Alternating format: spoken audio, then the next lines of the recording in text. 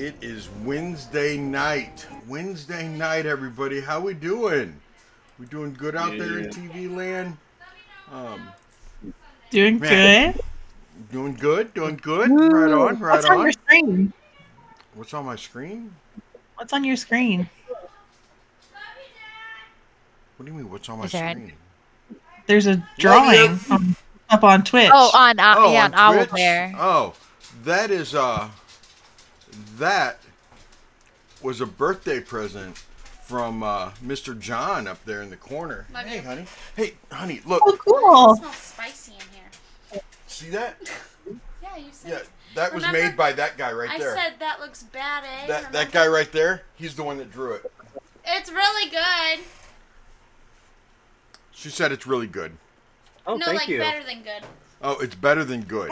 But anyways, my point being, I already told you I really liked it. Remember, I said I know, it was but I bad, needed eh? to point it out like on stream Oh, so that so he could see. so that he could. Strip Yeah. licking me. Anyways, I just want to come say hi. I'm Okay, leaving again. love you, bye. Love ya. So yeah, John drew that for my birthday, because he's a phenomenal artiste. I have several artists who are players of mine, and it is amazing the talent that y'all have at your fingertips. That you can take what's in your brain and put it on paper. You know, all of us have different skills, different things that we're really great at. There's a young lady down here at the bottom who has horns. She actually makes phenomenal music. She's the young lady that she is Jinx the Demi, and she is the person behind Chromatic Dragon Productions, and she's the one who made that intro music. And she's working on some more music too for us. She is just the kid's got chops. And, you know, all my players are just amazing. Whether it be because of their role playing, because of their artistry. I have two singers in here also. You know, Thank you. wasn't talking about you, Dave. Trust me. But I'm amazed at my players. The players that I have collected. Anyone who really knows me knows that I collect two things, and that's dice and people. And I am very proud of my people hoard that I have collected and gathered. You just got put on the watch list. I just got put on the watch list. I said collected. I didn't say kidnapped. You said I Kidnapped, collected. And pregnant lady bladders. Yes, Duke. Pregnant lady bladders. Bladders. I don't know why I had to say bladders, but anyway. Bladder guy. Yeah, bladders. I was gonna say something about Duke and I forgot. I was gonna brag about him about something. You made me forget, Mr. Duke. I don't know what it was. He's not that cool a guy anyway.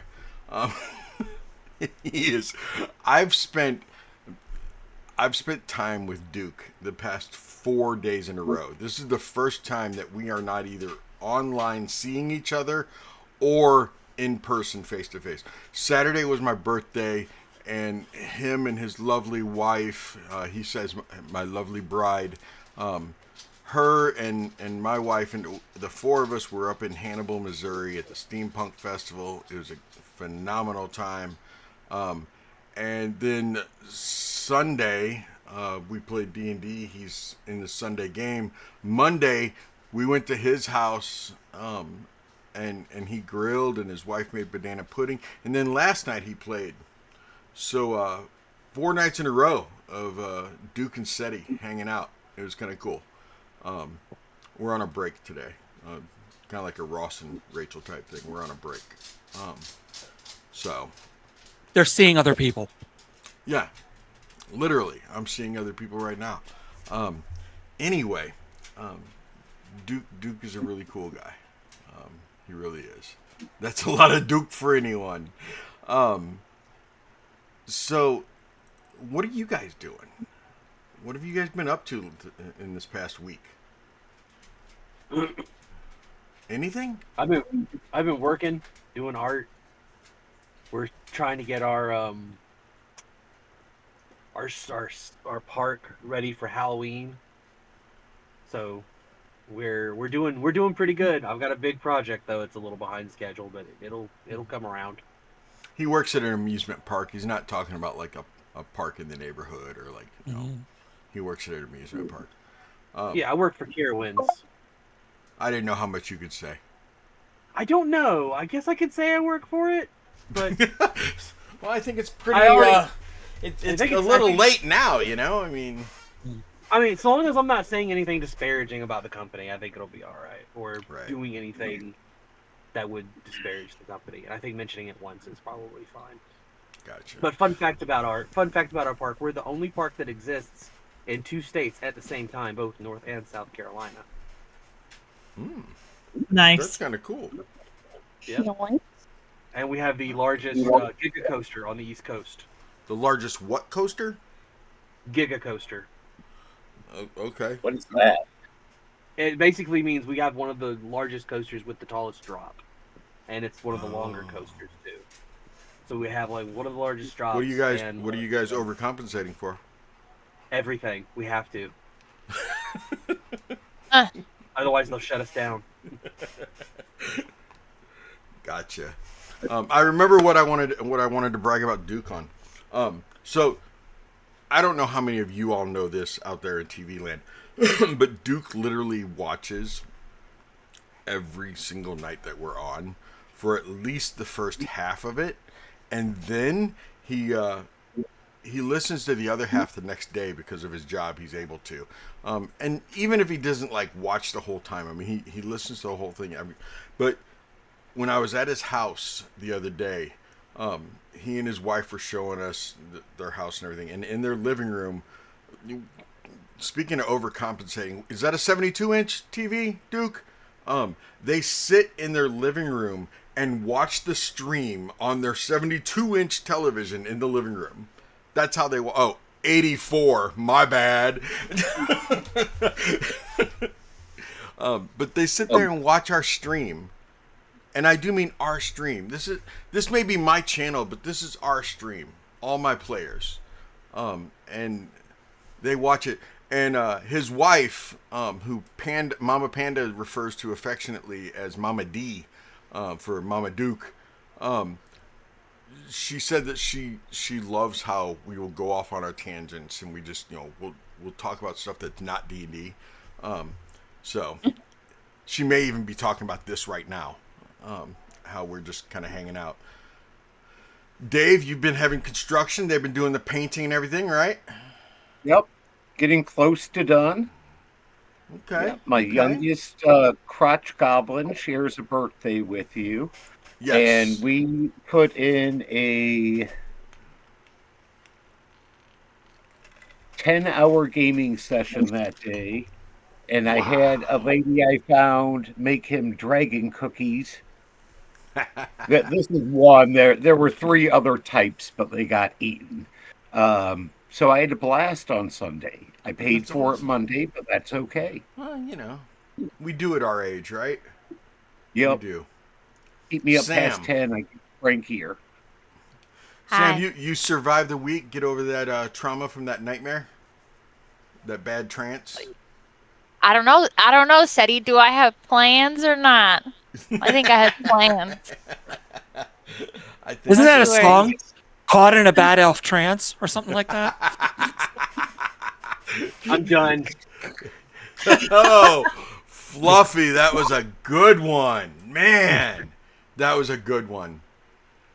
That was a really good one. I love it. Jinxie. Oh, I had a blast with those feet jokes yesterday. Don't worry, I'll try not to bring them up in this one. Yeah, we're going to bypass those feet jokes, okay? At least for tonight. We're going to tread lightly. Oh, my gosh. Hey, I was saying I'm going to avoid them. Oh, I am you not already speaking got a for the rest facepalm. of them. oh. Jan, you got Okay. Seti on his heels. I know. I tried to tiptoe around it.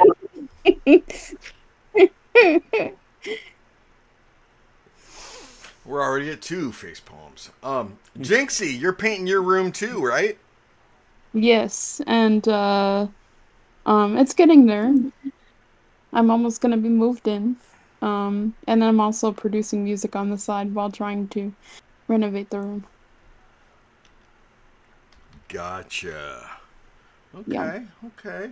How's the music going, girl? it's going good. I got some stuff for Fluffy, and then I'm still working on your stuff as well. Cool, cool. Um, now who won the auction? Fluffy? That would be me. Oh, that was you. Okay, cool. Mhm. Way cool. Um, Oh, and speaking of Fluffy, well, what's up, man? You got Helcatraz coming up? End of the month. Yep. Well, I'm done running it. I'm done running it through SPG.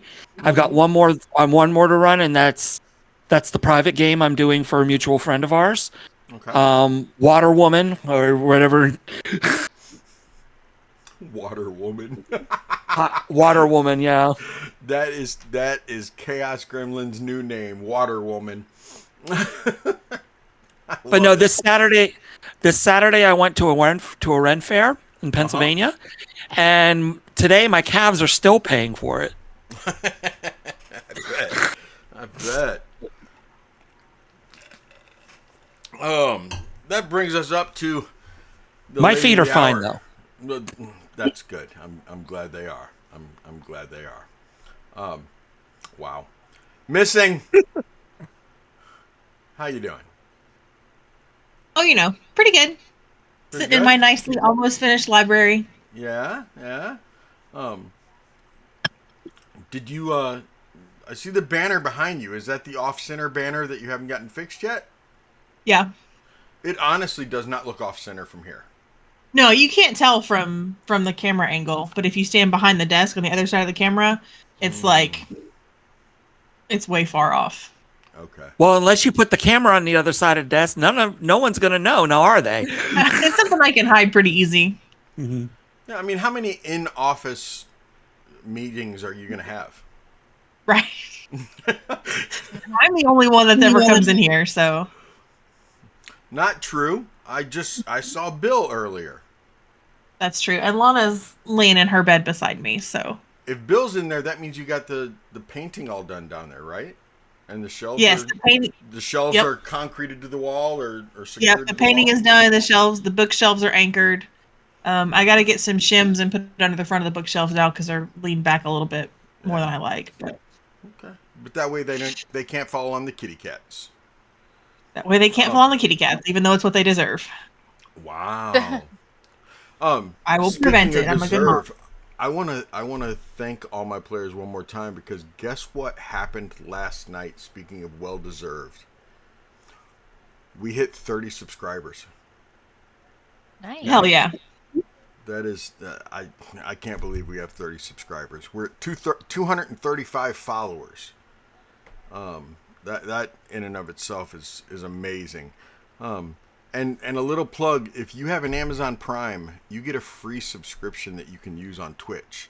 So if you aren't using it on one of your other friends, I'd love for you to use that subscription on us. Go ahead and just go down there and follow and subscribe.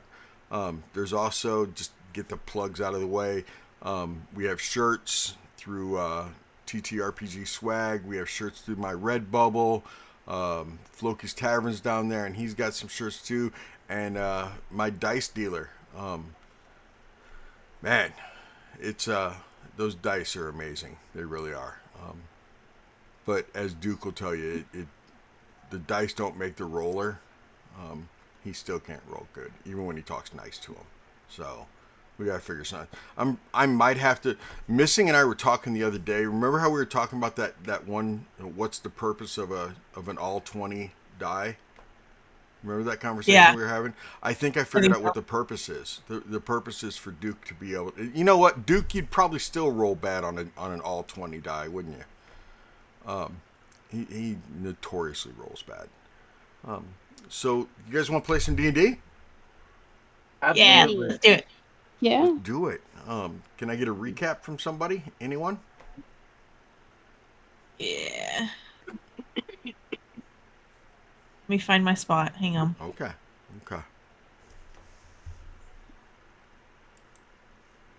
No, I won't say it. That's the for me. Damn it. It's What? already started. Anyway, Okay, I was gonna say, do you always have problems finding your spot, Missy? Missing? look, sometimes it's a problem. That's all I'm saying. That's the third one. I'll go ahead and put And that you're up going to there put up for there. I you. don't have it up on my Yeah. screen right now. Wow.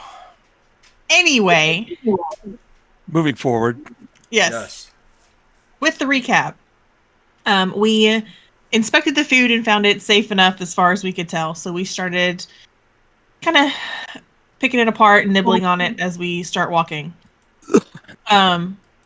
So let's see. We walk actually until Des's poor little legs get tired. And eventually Ailey finds a good spot to make camp. We divide up a few tasks. Ailey got a small covered area. We borrowed blankets. We borrowed bedding. We put kind of strung together tents to get a nice covered spot to sleep because it's been raining and everything is wet, just soaking wet. Ailey and Des have a small conversation about Kiva, and then Valkyrie tells us that who she's looking for here, why she's here. Camp is made, stories exchanged. We set up a few watches, and that's kind of when things go off the rails. On Ailey and Nova's watch, we find that we're being watched by dozens of random eyes. Nova is able to determine that they're ravens. He tries to sprinkle some food out for him, and he says a prayer to the Raven Queen. Strahd does not appreciate this, and in Ailey's head, tells her to inform Nova that his god cannot hear him here. Obviously, that bothers Ailey quite a bit. Nova doubts that his goddess can't hear him at all, but we don't say that out loud. Des begins to have a sort of nightmare in her trance. She feels the absence of the Raven Queen and turns and shouts. Farson has a dream about sand turning into mud and wakes up. And on their watch, since they're already awake, Pieter and Valkyrie talk about families, and they kind of exchange their stories and they bond. Dez's trance and Ailey's sleep are woken up, and they share a sort of winding, fluid, floating nightmare. Strahd appears, taunts both of them. Des is in a twisted version of a chapel. Ailey is in a perverted version of the Shadowfell. The takeaway from that is that Barovia is the dream. He is the dream. We are already his. We then are treated to a twisted version of ourselves. We eventually wake up almost screaming. Pieter checks on us. Once everyone is settled, Pieter tries to reach out to his goddess, Sharess, and that is also turned into cries and screams, glass shattering, and a small monologue from Strahd for him as well. Des eventually manages to get a full rest, but Farson and Ailey don't really get a good sleep at all. Valkyrie can't get back to sleep, and so she goes and sits by the fire, while Des and Farson are supposed to be on watch, but they have fallen asleep. We are all woken up or disturbed by Nova surrounded by wolves, which is a super fun thing to wake up to. So we eventually, Nova is taken down pretty hard by a bite from one of the wolves, and it takes all of us to get the 4 wolves dispatched. After the fight, Valkyrie tries to skin a wolf, which she makes an entire mess of. Ailey does help that, but Nova is pretty shaken up by watching wolves be skinned in front of him. So Des takes him to the side and helps heal him and patch him up a little bit. Um, let's see what else. Des takes blood from each creature and puts it on the back of her pendant in honor of the Raven Queen. And Farson has conversations with each religious person here about their teachings and their gods, what they stand for, and how their powers work. I think that's where we ended. Okay. I was just trying to figure out what kind of background I wanted to put up there besides just a picture of myself because that's very arrogant. You're showing off artwork. It doesn't need a pair. It was that was very, very well done. It Recap. was beautiful, beautiful recap. Aw, Thank you you. guys. So as you guys are coming down from the attacks and everything else, Des, are you off praying by yourself or meditating by yourself? What exactly are you doing? I guess it depends on what we're doing because I think we started walking.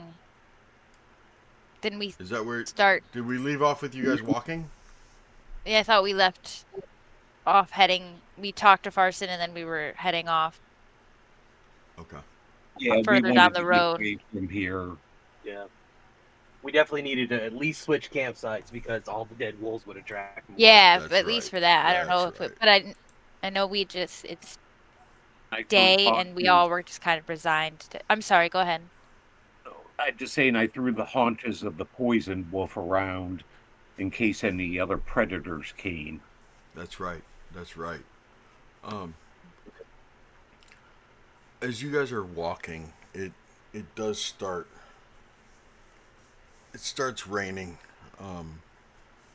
heavier and heavier, and it's a very cold rain. In fact, Farson, you didn't know there was such a thing as cold rain. You've seen a little bit of rain when you guys would get into some of those metal, not metal, but the structured villages that had the buildings that stretched the sky that had been completely overgrown. Every once in a while, you'd feel some rain outside of the desert, but it was never cold rain. And this Farson, this is cold rain. It is almost making you shiver. Why don't you go ahead and give me a Constitution check? Constitution save. Exhaustion is disadvantage, correct? Yes. All right. Con save. Do I see him like shivering or anything? That's what I'm Can I give checking him on right guidance? now. Yes, 9. Yeah, he's starting to shiver. Oh, hold on. Let's see. I will wrap my wolf pelt around me Okay. to try and keep the rain off. And Your you buddy hear wolf? him muttering under his breath, complaining how everything is just wet and damp all the time here. And he does not like it. Des brought up a good point. When you say your pelt, is that the fresh wolf pelt that is still like moist on the inside? Oh, if It's I see probably you doing been that, sprayed. don't. No. And I'll offer you. I have my cloak, but I also have a set of robes. They're my religious robes. I will offer you some robes. This will work much better. Do they keep the water off? It, My I, clothes I, are all it, wet. yeah, it rains quite a bit where I'm from. It'll be fine. Do they look girly? No, they are solid black. They do have purple sort of accents that almost give off like a sheen of raven feathers, but they're entirely black with a sort of like purplish sheen. Everything Parsons like, I'd Des rather has is pretty die. standardly black. It'll What'd you keep say, you Nova? warm. I said Farson's like, I'd rather die. I cannot pay you anything for that. I have nothing to spare. No, no need. Just give them back later when we find somewhere warm. But for now, just keep yourself warm. It takes a few minutes for him to get his pack off, his quivers off, shrug into the robe, get everything put back on and readjusted and placed right, and then he'll nod at you and start walking again. Did everyone stop and wait for him, or did you all just kind of slow down your walk? Wait for him. Yeah, Ailey stopped. Yeah, same. Yeah. Okay.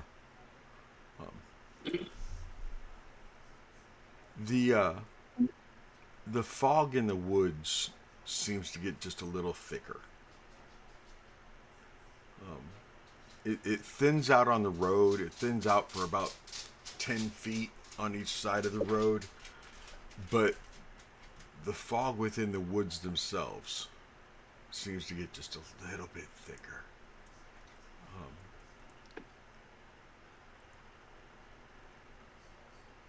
As you guys are walking, occasionally you'll see something out of your peripheral in the fog. Sometimes it's blatantly obvious that it had to have been a wolf. Other times, much bigger.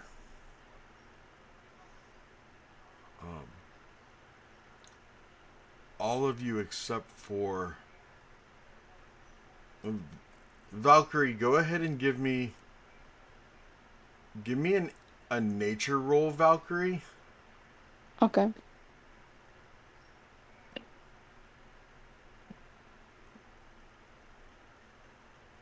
$20.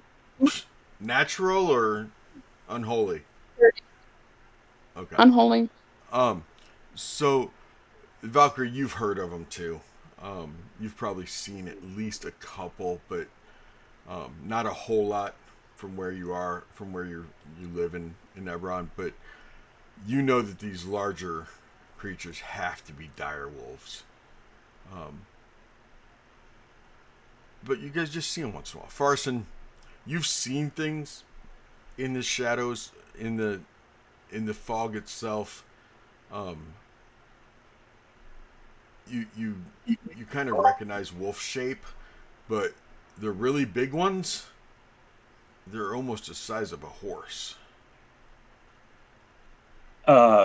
Werewolves in my world are myths.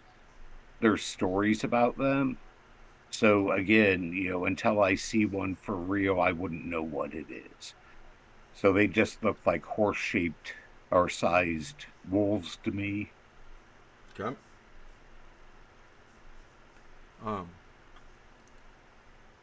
You guys walk for quite a while.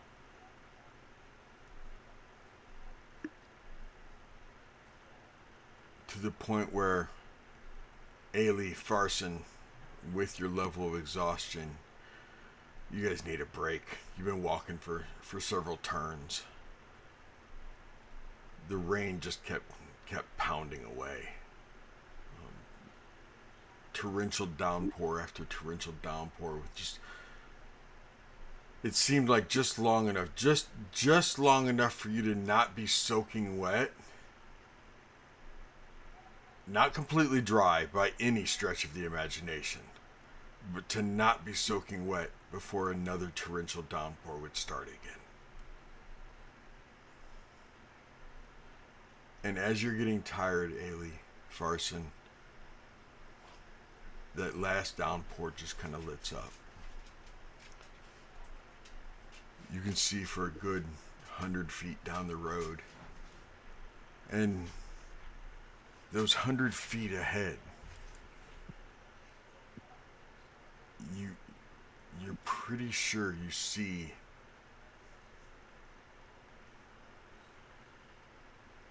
a gigantic gateway. You're not positive, but just past where the fog doesn't allow you to see much further than the 100 feet, You think you do. Now, off to the sides of the road, the fog has gotten so thick that you can't see much past 15, 20 feet into the woods. But in front of you and behind you, you can see a good distance. Ailey, Farson, you know that you could make it that far. You don't. I'm not going to say that you guys tell everybody, but you guys are tired and you really want to take a break.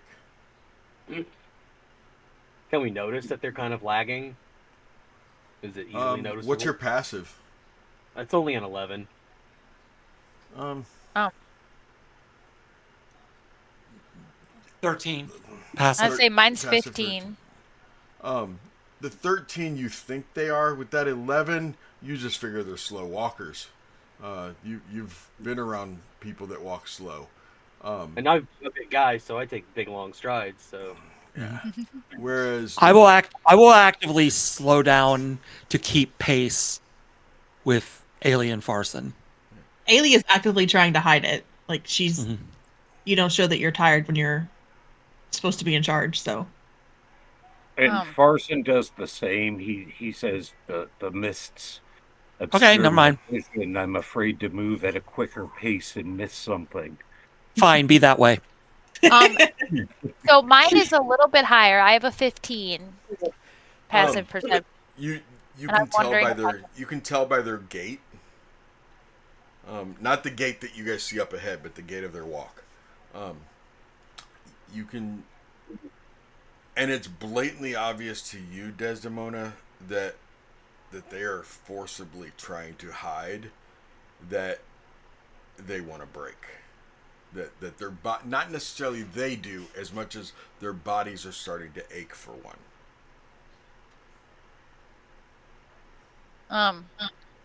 Sensing that these guys have a little bit of pride to them and they don't want to let the others know.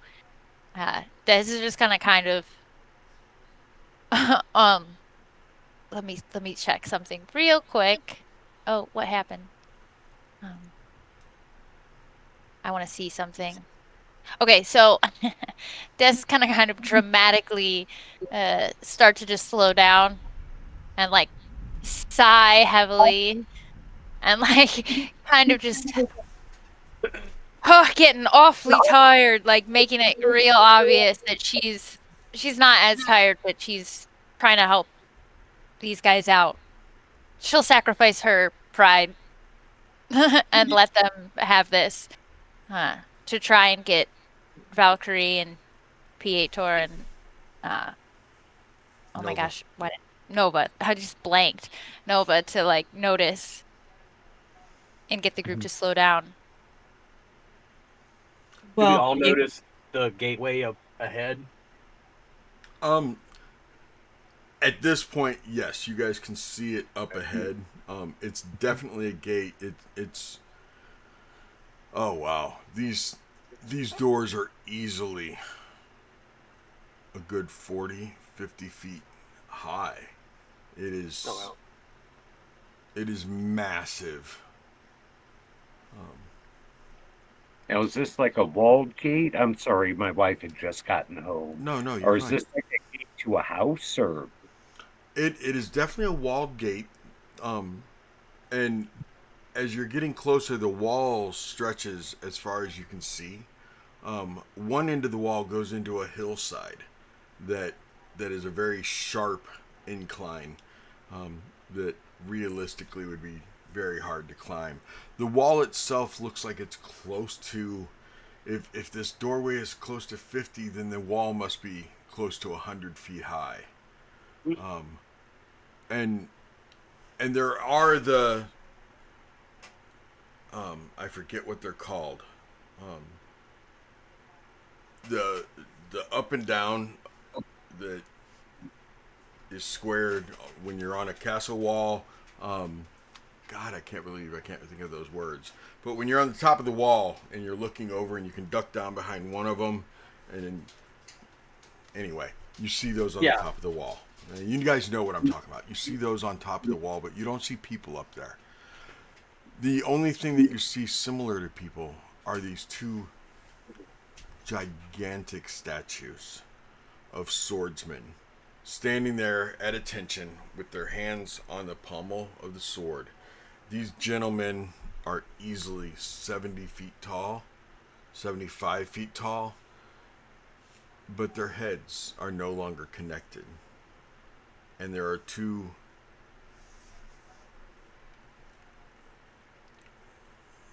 elephant size, wagon size, for those of you who are more familiar with the wagon, skulls that are stone.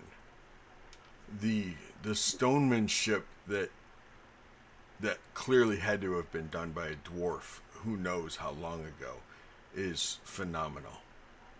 But both the heads are laying on the ground, one a lot more damaged than the other, on either side of the roadway. And the gate is closed. I look over at Des, since Des said she was a little tired. I was like, well, I guess we could take a short break before we go on, but I mean, we're almost there. You sure you can't hang on a little longer? I mean, I think I can get to that gate, but maybe we take a little rest at the gate. Depending on what's there. I don't know. How far is it to where the wall and the mountains meet? That is another good 150 foot to where the mountain is, and there's no real fog in that area.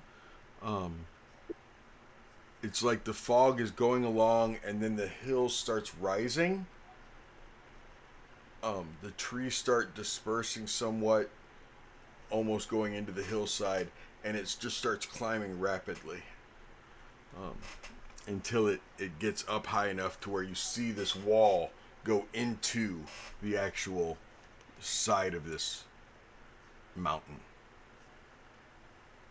On the other side, the wall goes as far as you can see, but the fog gets so thick after a good 200-300 feet that you can't see past the fog, because the fog and the wall merge into one vision.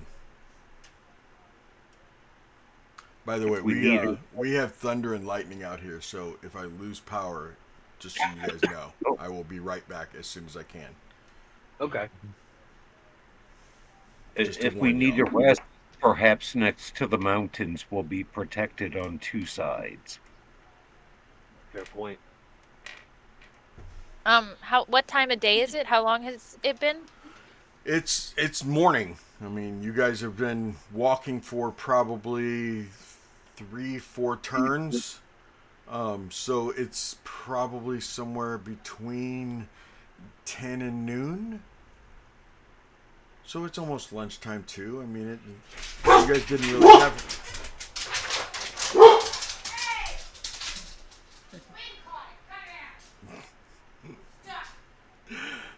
The wind caught the front screen door, and he thought somebody was here, so he had to run and protect us.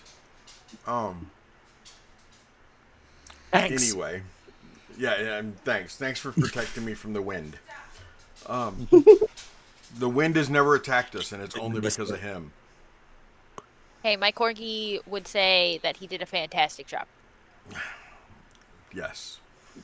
I thought he was dogging it.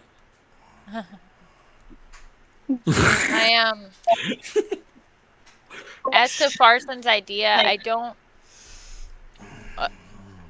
think we need to go as far as the mountains. I think let's go check out the gate, and if it's a big to-do, we can rest for a minute before we get through it. But for now, I don't think we need a full rest. I think just a little Short sit one. down. Okay. I think that's a good idea. Maybe we have a little short rest. They have been going all morning. If you can just empty the dishwasher, I'll clean it out. I refuse to, Dave. You can't make me. Sorry, thought I was muted. You're fine, man. It's okay. So to this giant gate then, yeah? to the gate. Yeah. So we head up to the gate. The gate looks ancient. The patina on this gate is magnificent. It is there is brown mixed in with the greens upon this black wrought iron that is so thick. The bars themselves are as big around Nova as your forearms. Oh, As wow. thick as your forearms. And the space in between each one is just enough for you to be able to like put your muzzle through as you're like holding on to them. The gates are currently closed. On the other side, you can see the road. It looks like the fog gets a little thinner on the sides of the road there. But you're not sure. A lot of the fog's starting to look alike. I mean, fog usually does. Yes. But it is definitely, the air smells different on that side of the fence, on that side of the gate. It just smells different. I have a question. Yes. I have two questions. Does Ailey notice this difference as we? The first question is, does the fog seem off, or does it just seem like thick fog still? With the amorphous nature of things in the Shadowfell, Ailey is going to be suspicious of this. And she's also going to want to kind of look around the house, that the parts we can see. And It's not a house. oh, the gate. I'm sorry, the gate. Okay. But she wants to see if it seems like it's going to like disappear on us. It is very solid. It does not appear like it's going to just disappear. Okay. It's very, very much set within the realms of material. Okay, so it feels very tangible. Very tangible. The fog, however, the fog out here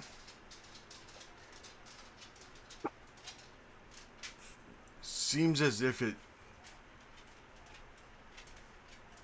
almost as if it's meant to confuse you, to trap you, to contain you. So something she's dealt with before. Yes. The fog out here is very much like the fog that you see when you are transporting people from one domain to another. Going to and from the gates. Yep. The fog on the other side doesn't seem like that type of fog as much as you see the fog moving almost like it's alive. Okay.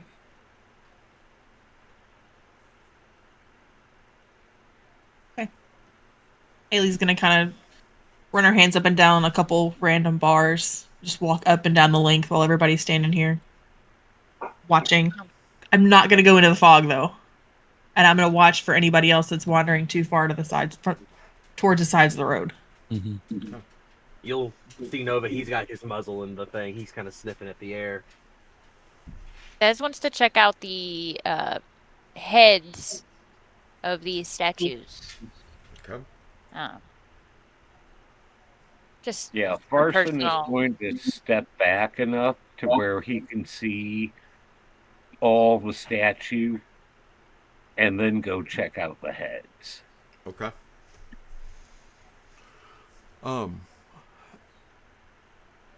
They are definitely, it's definitely not a clean cut. It's very jagged, but you would expect it to be jagged with stone. But they were definitely cut off.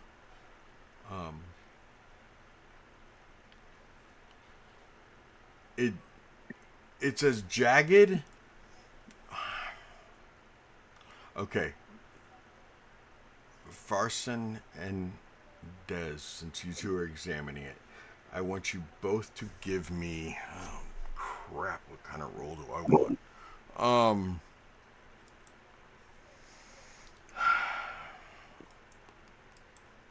Okay, so what I'm looking for is the odds of either one of you having ever seen somebody beheaded or the Oh, I mean, aftermath thereof. oh, yeah. I Goddess of Death. Okay, let's go And with religion then. yeah, Religion or dead. Farson, we can go with medicine. I have neither, which is fine. I, I I, say I I could don't do know if either, I but would have. Okay. Farson, even if okay, so have you ever seen a limb cut off? Oh, yeah. Okay. It's not a smooth cut even when it's cut off, is it? Correct. That's what this looks like.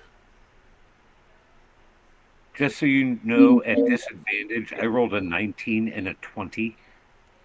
Wow. At Yeah. disadvantage, you've seen some limbs.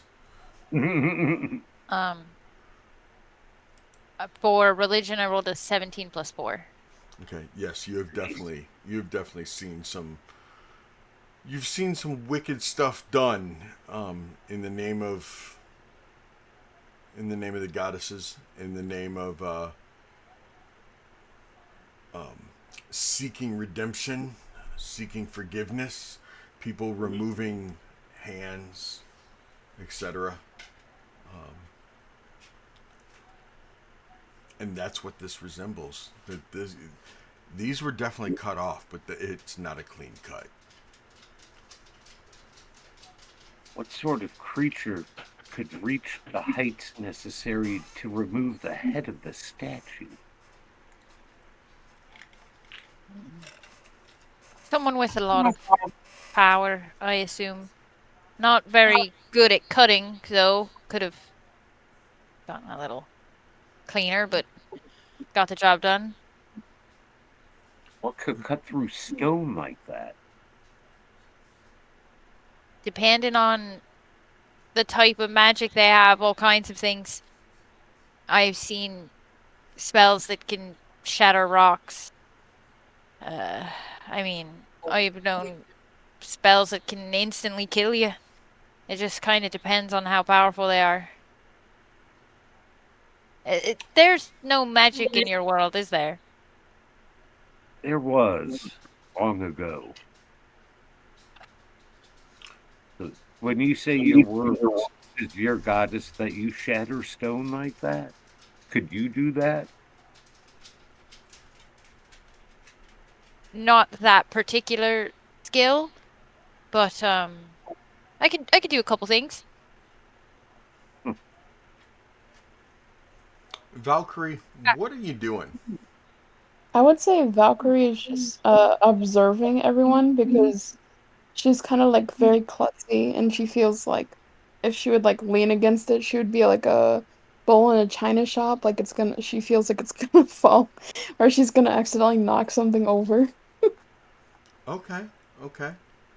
Where are you going? Are you following kind of near Desdemona? Are you following near, which one of them are you kind of sticking near? And are you going anywhere near the heads? Because they're as big as you are tall. I mean, so I would say I'm you could near lean on one and it probably wouldn't do anything. I would say I would be near Des. Okay. Yeah, she'd be comfortable with a tiefling. She'd have Yeah. no concern. Um, she would ask you what you think of the statues, though. I would say she would say uh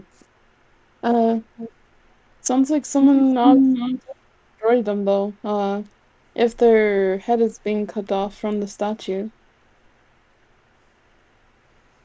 And then while she's talking to Val, she'll kind of look over at Farson and say, "That one's a little bit of an odd one. He seems to have come from a place with no magic." Yeah. Being called a mutie. Uh, but I'll get over it. It's fine. Uh, you know how you guys were talking about your gods, and I was like, I think you guys should handle it because I'm not the best at explaining religion practices like that. I have of course Loki, like you guys have yours, and I like pull out my pendant to show. Oh, Des will look it over. So she would have never heard of Loki is not a god that she would have ever heard of. So this would definitely pique her interest just in her little collection. So she would definitely be very interested in this. Loki, you say? Yes, god of mischief and trickery. She's just gonna smile at that. Oh, I like him already. Him, I presume that's a Yes, man. That was bold. Sorry. yes, Ah, indeed. sorry about that comment. Don't take it too personally. I truly don't think he knows that what he meant by that. It you're that sucks, and it shouldn't have Yeah, happened. it's fine though. He's obviously learning because Uh, yeah, he's from a world that doesn't have the other beasts or other races. So of course there's gonna be some uh anxiety or nervousness from other races. Wait, you mean he's never seen like anything other than a human before? Like I don't he's think not even seen. so. He asked me if I was feral. Oh, oh, that is gonna blow Dez's mind because the thought of a world where there aren't. I mean, Faerun is just everything. So like none of these people are really fairly shocking to her, even Ely. So she finds that super interesting. Yes. Um, I mean where I'm from, there's humans and elves and tieflings, and there's of course the Warforged, which are like mechanical race, like robots. I don't know what a robot is, but we have automatons. They're like metal people. Oh, it's kind of like that. Ah, okay. Oh, that's huh. Yeah, we'll help him out for sure. Oh yes. Ailey, what you doing over there by yourself? Over by the where the wall and the mountainside raise up into the towards the sky. I'm actually taking Barson's advice a little bit, and I am kind of casually looking for a spot to maybe set up a small camp and rest. Okay. Um, I've got like half a ration that I'm kind of trying to eat to get back some energy. Um, but after scouting a little bit, I'm gonna actually walk back to the group and probably stand just near Nova and watch the others.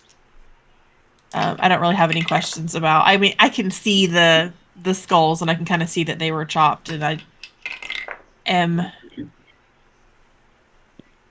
very cautious at this point that something's not going to come flying out of somewhere and attack us again. Give me you're looking for. So give me an investigation. Okay.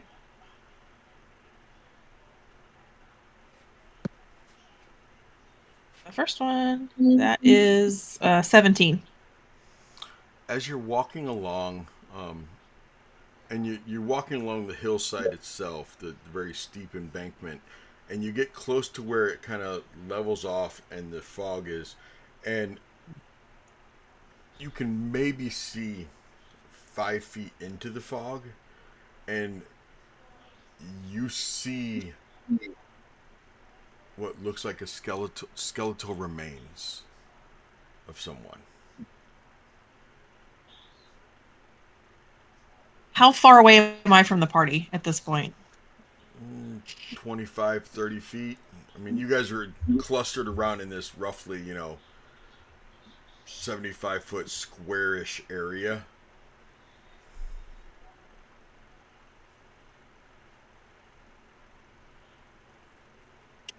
Who looks less busy, Pieter or Nova? Probably Peter. Yeah, Nova's still going. Okay, Nova's doing the thing. Okay, I'm gonna walk up, and I'm gonna get Pieter's attention, Mhm. and kind of motion him over to me, a little bit. I follow. I'm gonna take out a rope out of my bag, and I'm gonna start tying it around my waist. Can you do me a favor? Mm-hmm. I just need you Of to course. hold. I shall tie like a handle at the end. I just need you to hold this, and if I get sucked into this fog, can you try to pull me out? Absolutely. Okay, I'm just gonna go look right there. You should still be able to see me, but if I disappear, haul my ass back out. Be careful. Great. And I will walk up to this side of the skeleton. I'm not gonna try and walk around and look at it, and see without touching it at first what I can see. I would like you to make me a Constitution save, please. I knew that was a bad idea.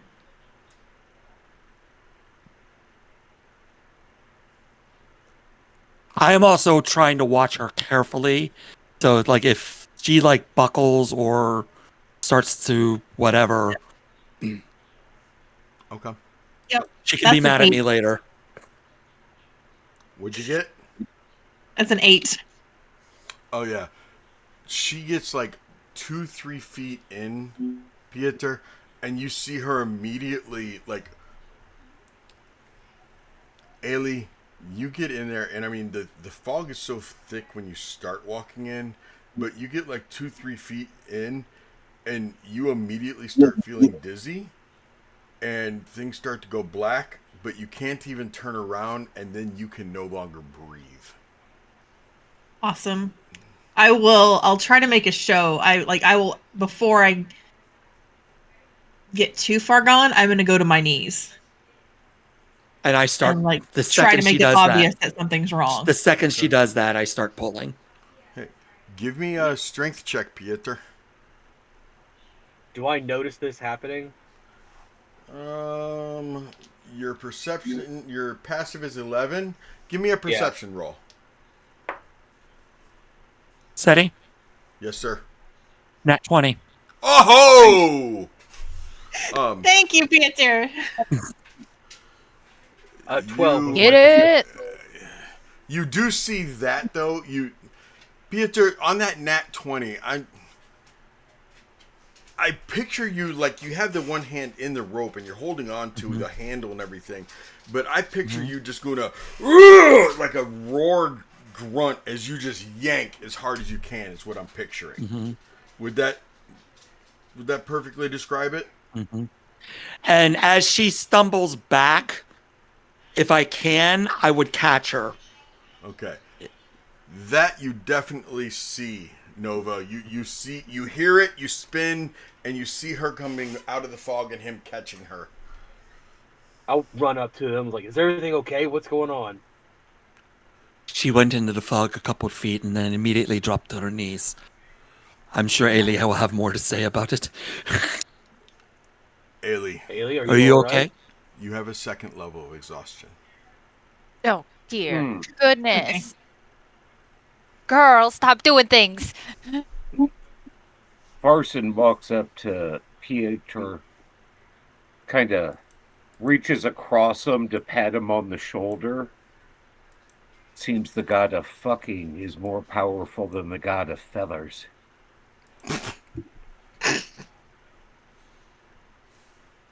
That's weird.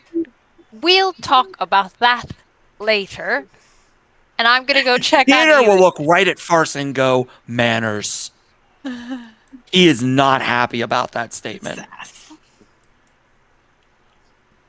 Yeah, Yep. you can tell Des didn't like it either. I think Valkyrie would just glare, like give him give Farson a glare. Ailey, are you all I right? think Strahd would laugh his ass off. He would be proud. Did I come to you? Like, am I still? No, I'm gonna give me another one to see if if it knocked you unconscious for a second. I'm touching her, so I'm gonna give her guidance on whatever roll Okay. she needs. D4. You can bring her back. I just want to know if she dropped unconscious immediately. Sorry, I can't decide what die look like today. I was like, "What's a D4? I don't understand." Oh, I thought you meant The which pyra- die to use. The pyramid I missing. couldn't figure out which die was a D4. Well, this set is it's Oh, on the a diamond. It's a diamond. yeah. Okay. It's not a Mine can't went like calc up. this. That's an 18. God. That's an 18. Okay, you did not fall unconscious when you got ripped out. You could start breathing again, but it's like you'd been held underwater, losing your breath, and all of a sudden you finally catch your breath again. No. Have you ever had the wind knocked out of you? You know how scary that is, and how when you finally catch your breath again, what it's like. That's what this feels like. So, Pietro, am I like in your arms or just like resting back against you? How did you catch me? I'm going to say in my arms. Okay. So like one hand comes up and like grabs at your chest, and like I'm trying to sit up Okay. until I get oriented a little bit. Desdemona said she ran over to you and Yeah. I touched you. So when you came to, Yeah. you would have felt a little bit of like just this not a chill, but almost like a light breeze, like just perfect autumn breeze come over you. give me a Feel of her magic. D4, Desdemona. What were you casting on her? Guidance. Okay, So give she me a could D4. do better on her roll. 4. Wow. Any damage that was done to you, Ailey, you immediately when Desdemona touches you, you feel better. I mean, it's still that. Oh wow, your sternum still hurts a little bit, and but actual damage, but you are still level 2 exhaustion. Okay.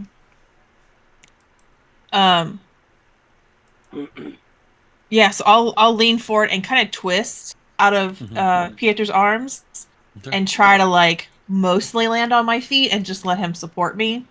Mm-hmm. And I'll kind of look around. Well, it's not my job to keep you guys safe this time, but I wouldn't go in the fog if I were y'all. I would actively don't chase anything. Don't go in after anything. Stay on the road as much as possible. I don't know what that fog does, and she points past the gate. But this fog is exceptionally dangerous. Oh, why don't we get past the gate and then rest? Maybe we can get away from this fog. Sounds like a plan to me. And then we'll, I guess, You need mosey on assistance, over. Ailey. She looks for a second, like she might say yes. And she kind of stands, and I imagine she wobbles just a little bit as she gets her feet. I think I'll be okay. But if you're offering, I'll walk next to you. He gives you one of these, but then acquiesces and just kind of sticks close. Sadie, I'm gonna walk up. Oh, go ahead. Oh, I just realized my speed is halved. Oh my goodness. I wish I could help more. Sadie, I'm gonna walk up to this gate, and how do we open this thing? There are several locks you see by it, and as you're looking on it, why don't you give me Give me a strength check, sir. Yes, sir. If Des will have walked up with him, and I'll give him guidance. I like touch him on the shoulder as he like inspects it. 10 then with the guidance. I'm gonna use the shit out of my cantrips, guys. Just as you pull it, the gate, like you hear the pop as if the locks had not really been engaged. And Right.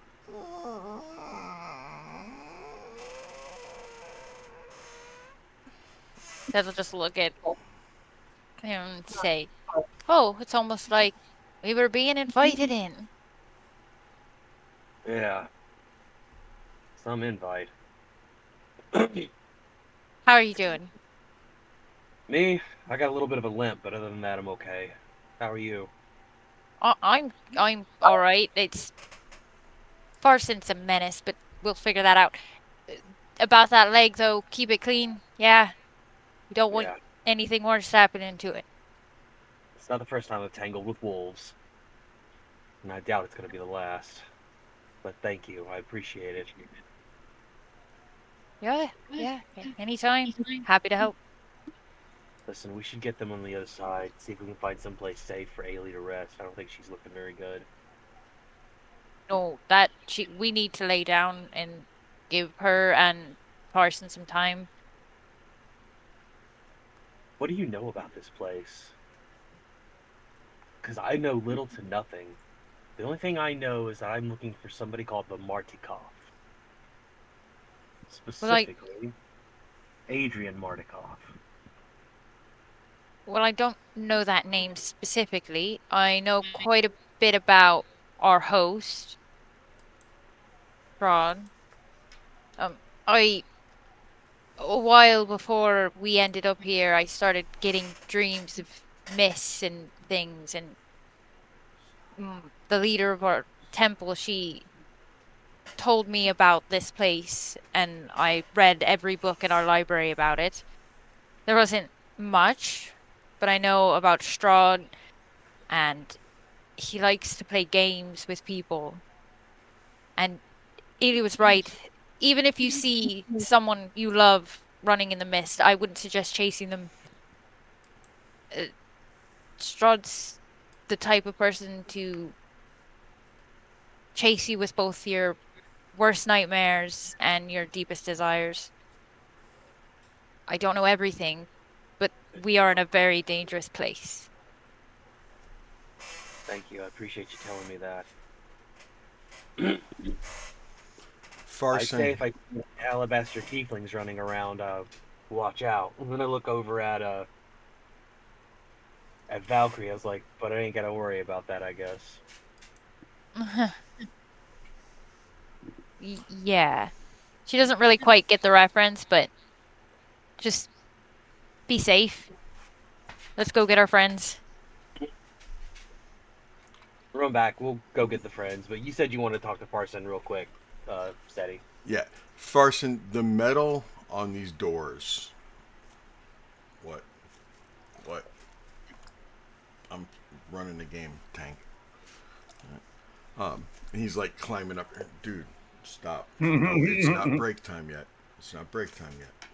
Not yet. Steady, stop dogging it. You're on the clock.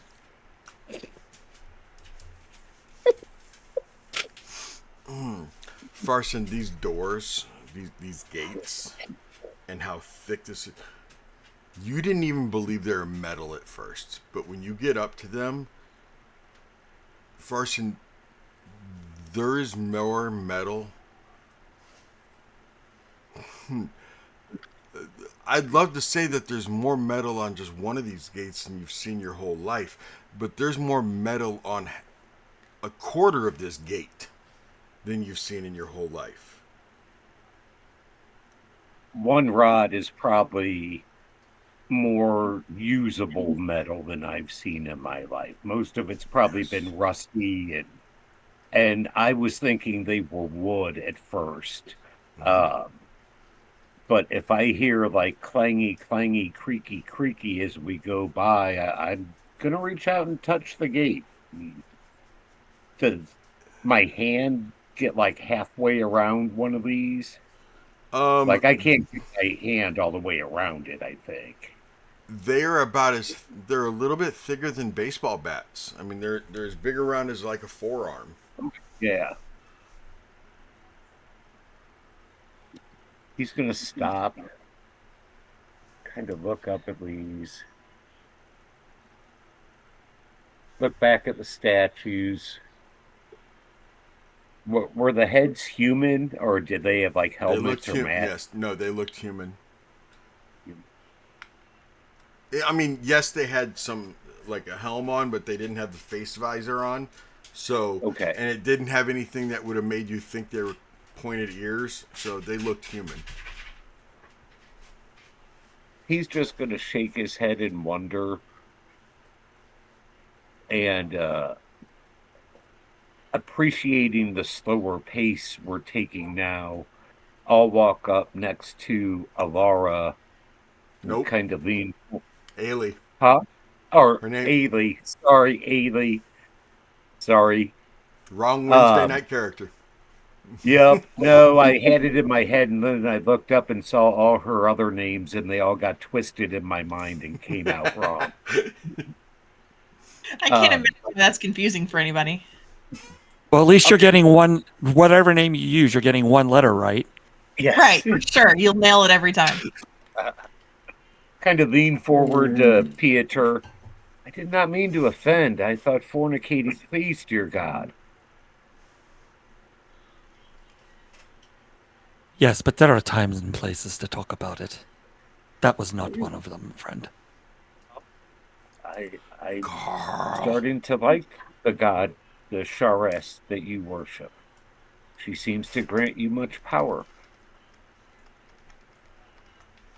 Make no mistake. Charisse is a lover, but she is also a fighter. That I understand.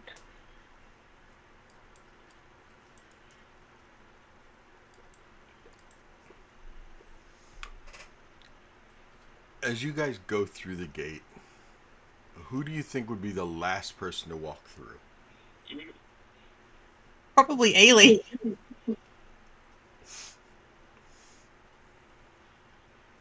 Dez would be staying close by Ailey, especially seeing that she's as like weak as she is.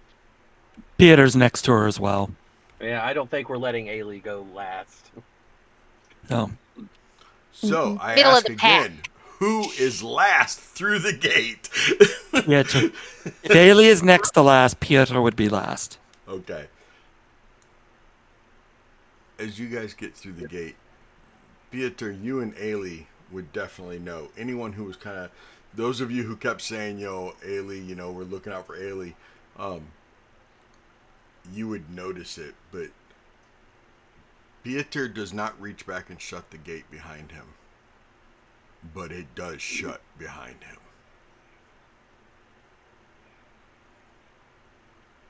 Does this really surprise anyone? As people look at the gate. Let the games begin. And then Seems you we're right start where we're hearing supposed to be. the locks.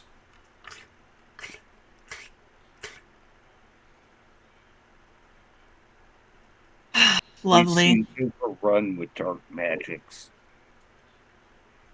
Well, it's either into the mist area or murdered here, so which one's safer at this point?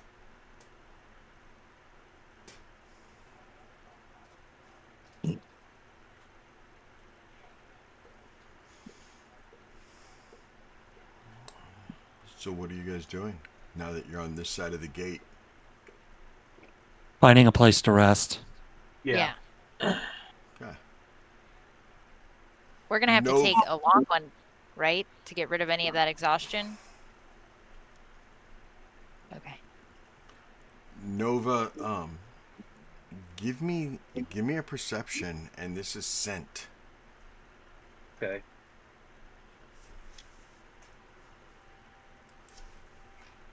Rolls are awful tonight. 13.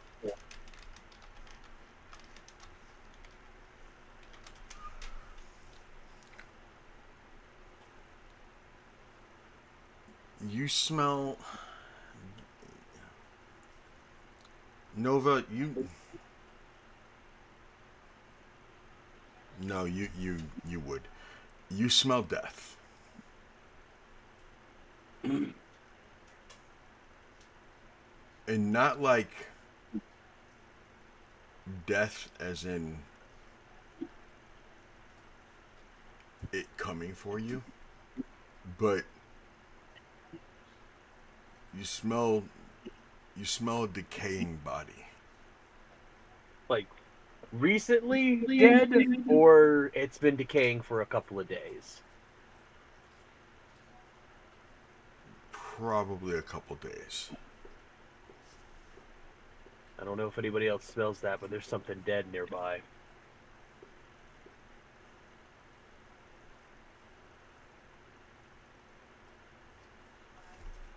You sure it's not Thurston's breath? Ah, got you. We now even. And Peter just flashes a smile at him. Oh, so use that. Now that we're on this side of the gate, can I tell anything else about the fog? Being closer, are we in it? It's light, but I mean, it's not.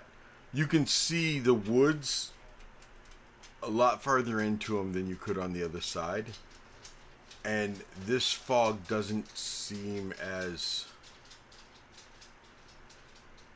restrictive. This fog doesn't seem like it wants to kill you. Okay, so as I'm walking, I'm looking at my feet. Does it swirl and move like it's supposed to? Behaves normally? Yeah, for the most part. Okay. This For the most scent part. that I'm smelling, Seti, is it nearby? Is it kind of It's just like definitely within 15 to 20 feet of you on the left-hand side of the road. I'll kind of wave some of the fog away and try and see what it is. If I see Nova going off, I'm gonna kind of follow. Nobody should go anywhere alone. Okay. It's not far, it's just over here. And Ayla, I'll you shake see my- them walking off the path into the woods, into the fog.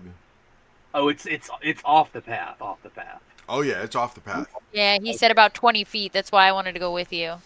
Never mind then. I would not. Yeah, wait. Or Don't make the tired girls try to run. As soon as I see that it's like off the path, I'll be like, never mind. There's something dead over here, but I with the way think, the fog's been acting, I don't think I'll risk it. yeah. And I suspect we'll run into lots of death here. And Des will head back and help Ely set up whatever kind of camp she needs to rest. Is it safe to go off the path to camp? No, I would stay away from the fog. Yeah, no, Ailey's setting up camp on the road. I don't blame you. With what happened earlier, I wouldn't blame you. But let's set up a little bit. We'll get some food in our bellies. And I'll start helping with the camp. Okay. Yeah, she's just pitching a tent and trying to get enough room for everybody. Is it wet on this side of the gate? Yeah. Okay. It's wet everywhere. It's that torrential downpour. It looks like it happened over here too. I mean, there's lots of mud puddles everywhere. This place, it can't be this terrible all the time, can it? Oh, it can. I mean, this is other than the killer fog. Well, maybe in spite of that, it's not as bad as some places I've been. But from what I understand, this place can get worse from where I'm from. I'm not looking forward to that. Haley, does the sun ever shine here, or is it always wet? From what I know, no one's ever talked about the sun in Barovia. Most certainly not. Of what I know, Strahd, the sun is enemy number one for his That makes- particular brand of enemy. Who is Strahd? What is he? Does anybody know? De- can I argue that Des would have studied that? Because if it would be in the books with any of the knowledge, he would have studied that beforehand.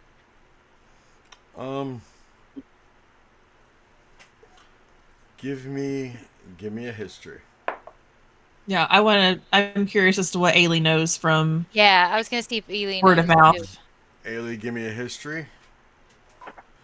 I'm gonna guidance myself too. Really dig in deep there. Ailey's tired, y'all. That's all right. That's a 7. I rolled hold on. I gotta do some math. Hold on. Ailey, you 11. know the bare minimum, Ailey. He's a vampire. Which one am I? And he's in Right. control. I say I got an 11. This is his domain. Stay away. Can't remember much right now. Yeah. It was history, right? Yes, ma'am. 17. Sorry, I was doing lots of math. Pieter, you know a little bit too. I mean, at least a little bit from having been here.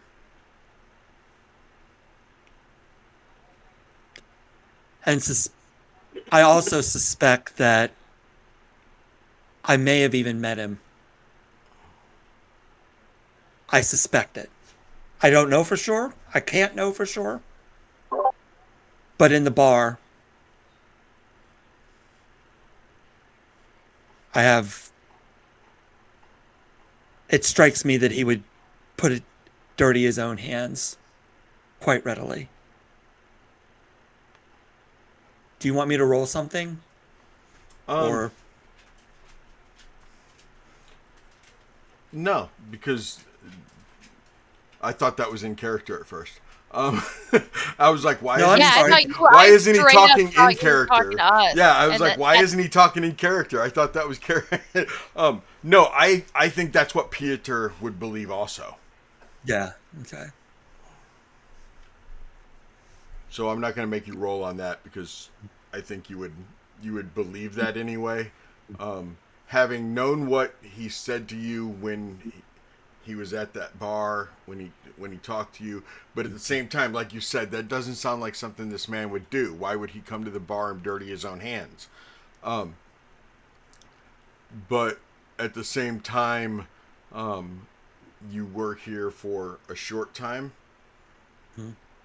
And you were trying to research where your wife went. I've eaten from that basket twice. So.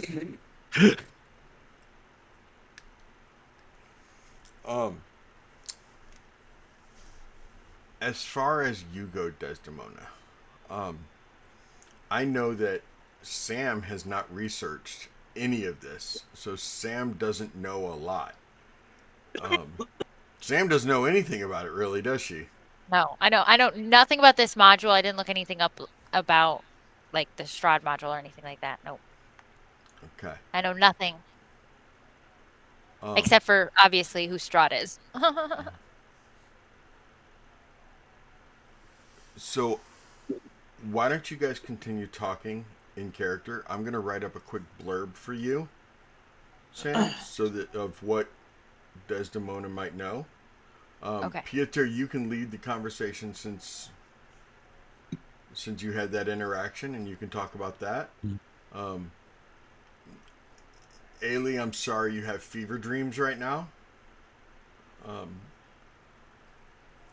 Yeah. I got a lot to focus on just getting to the camp. Like, that's a lot for me right now. So go ahead. So what you guys are basically saying is that this guy is Strahd, and he's a vampire.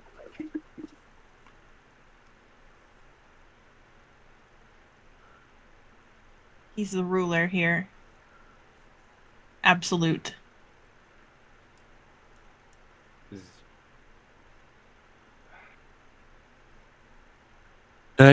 Before I came here, the first time, I had an encounter with someone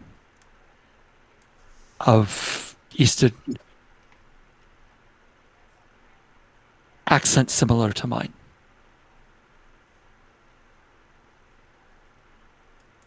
Dared to tell me my wife was still alive, how to get her, how to get there, how to get here. And he also said that I was to bring a bottle of fine wine,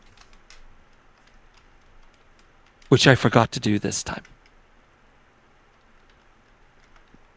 If this is our host, so to speak, he is supremely confident and never gave me the sense that he was anything but in control.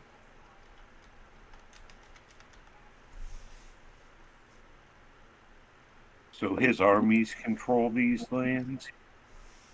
I do not think he feels he needs armies. He has, I'm sure he has, what you say, minions? He does, in fact. I experienced that firsthand when he raided my village. He and his minions raided that area. My father died, and a bunch of humans died as well. I did not think you were from this world. He reached there. He was able to, somehow. The villagers were slain, and my father died.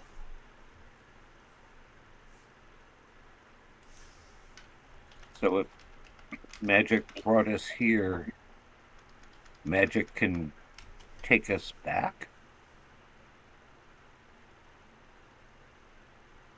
Maybe so. We don't know though.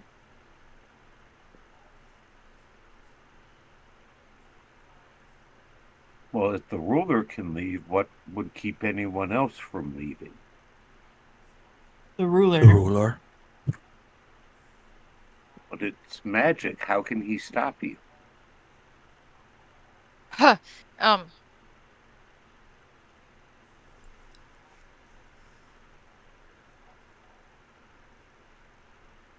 We've been talking about gods, right? They're beings of immense power. There are beings just under them. That's Strahd. There are gods. They are all powerful. And then there are people like Strahd who are given playgrounds to play with souls in. This just happens to be his playground. So people here say their words to Strahd? Some. But some are like us. Brought here to be pieces in a never-ending game.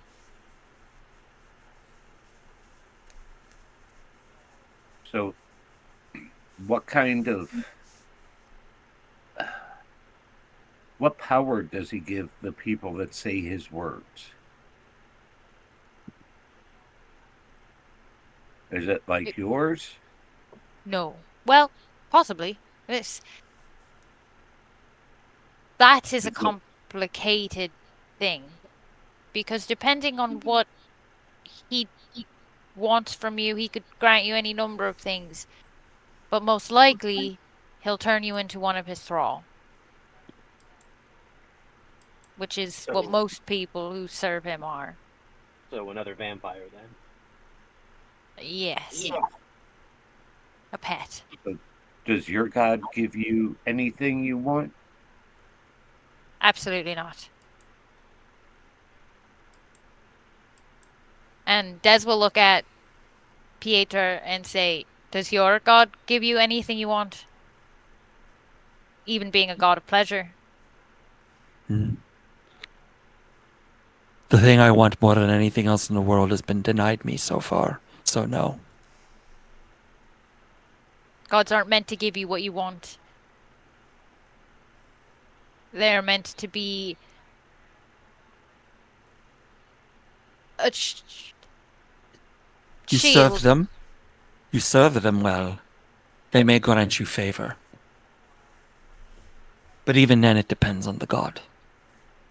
But in your So, heart, they're always there to protect and guide you. so your gods give you a little power if you serve them and say their words. But you said Strahd is not as strong as a god, and it sounds like he can grant wishes. Not without a heavy, heavy price. And Very one, little in life is free. no, this is a price that many don't willingly give.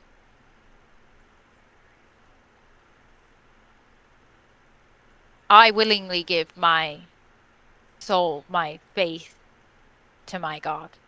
The people who worship Strahd, they don't give that willingly.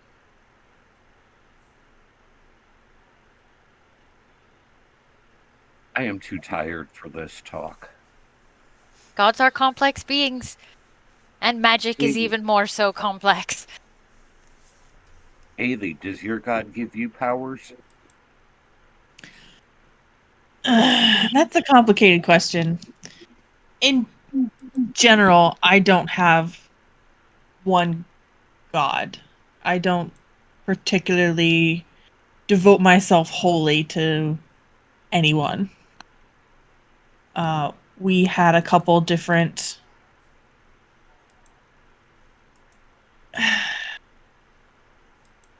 I know a couple of them. In general, the Shadowfell isn't a place of devout worshippers. I've met priests and archbishops and uh, incredibly devout people in the Shadowfell doing what I did. But as for my own faith, it's not nearly as strong or complete as Nova's or Dez's. And you, Horned One, what of your god? My god is Loki, the god of trickery and mischief. I do not get power for him yet, in this case, but I serve him willingly, and I hope he protects me or guides me at this point. You He said certainly he does does. not give you power yet, so I thought if you said the words, you got the power. Not exactly. So you have to serve the god to get the power. Most likely. I mean, I haven't experienced the power for myself, but one day, maybe. I need rest. We I all think do. we all do. Ailey is like fumbling with this knot she's trying to tie on the tent. Like her fingers are cramped and cold and she can't focus on it. She keeps shaking her head and like untying it and trying to retie it. Ailey, can I help? Yeah, that'd be great. There. Thanks. She just stands inside and kind of shoves her foot in the dirt a little bit, scuffs her foot. He ties the knot for you, goes back. He's like, "Are you okay?" I will be fine, other than maybe my pride.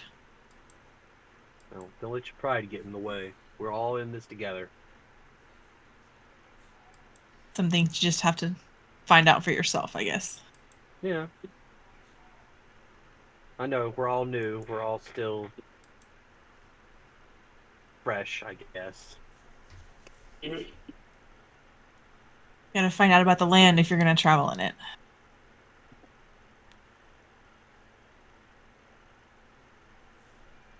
Hopefully things will get a little better.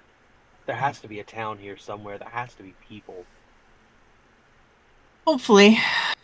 And she kind of looks up like she's, she pulls her hair down a little more over the horns. Hopefully they're open-minded. And she kind of glances over at Valkyrie too. Indeed. Well, I can only hope that as well.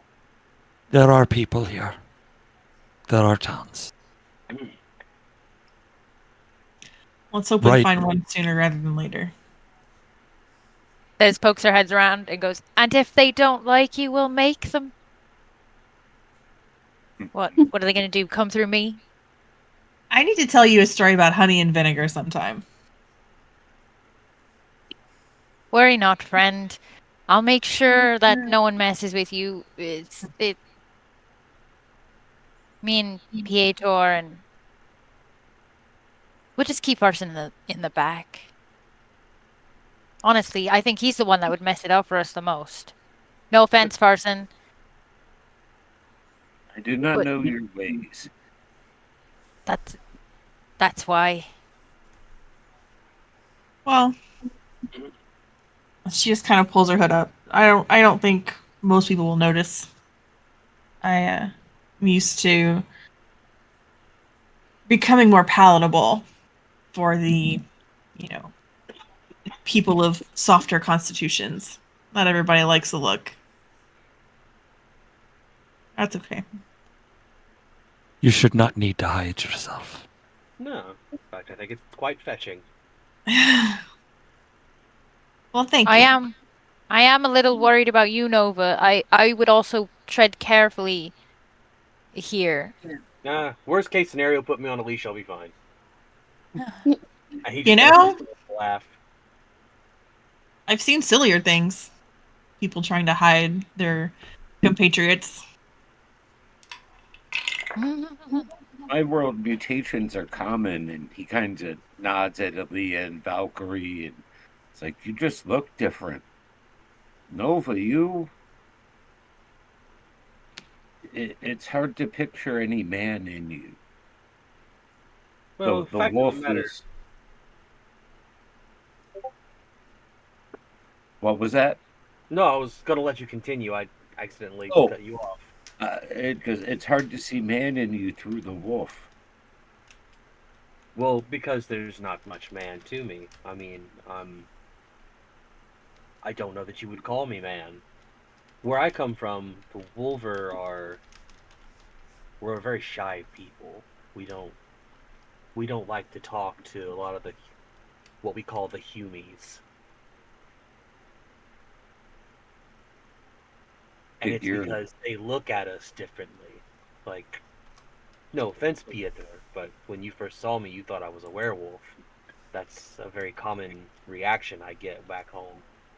But we are rare enough that when people see us, they are afraid of us because all they see are wolves. The same goes with some of my fellow Ursican, bear people. They see a giant bear. Although I don't understand why they think that, but then they see a tabaxi and it's like, oh, a kitty. Honestly, the idea of a giant teddy bear? Ah. I want to see one of these bear folk. Think about the cuddles. Maybe you can come back to Apple Peak with me one day. What did you say, Valkyrie? Think of all the cuddles. It's warm. It's big.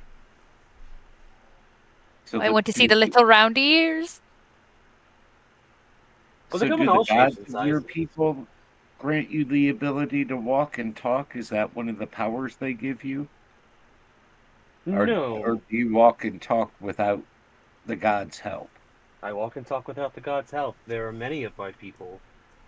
We mostly stick to ancestor worship, people who have passed on.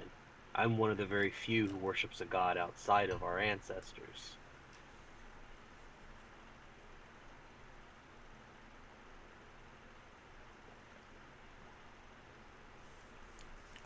There's a crackle of thunder. Seems like it's going to rain again. Either that or our host is weighing in on our conversation. Uh-huh. Oh joy. The tents, then, I think. To the Under tents. shelter. You Let start us rest. hearing it on the leaves around you. And as you make your way into your tents, it starts pouring down again. Who is in what tents? I'm And taking one. none of you are in past tense. You're in present tense. Present tense, yes, the present tense. How many total tents are there? 3. There's past, present, and future. No, there's also wigwam, teepee, wigwam, teepee. Relax, man. You're 2 tents. You're. Ba-dum-bum. Oh Lord. I'm not gonna get my level 2, am I? All of a sudden, this dire wolf just comes, grabs my character, drags him off into the mist. Drags them into the fog. John, that was like a family in a teepee.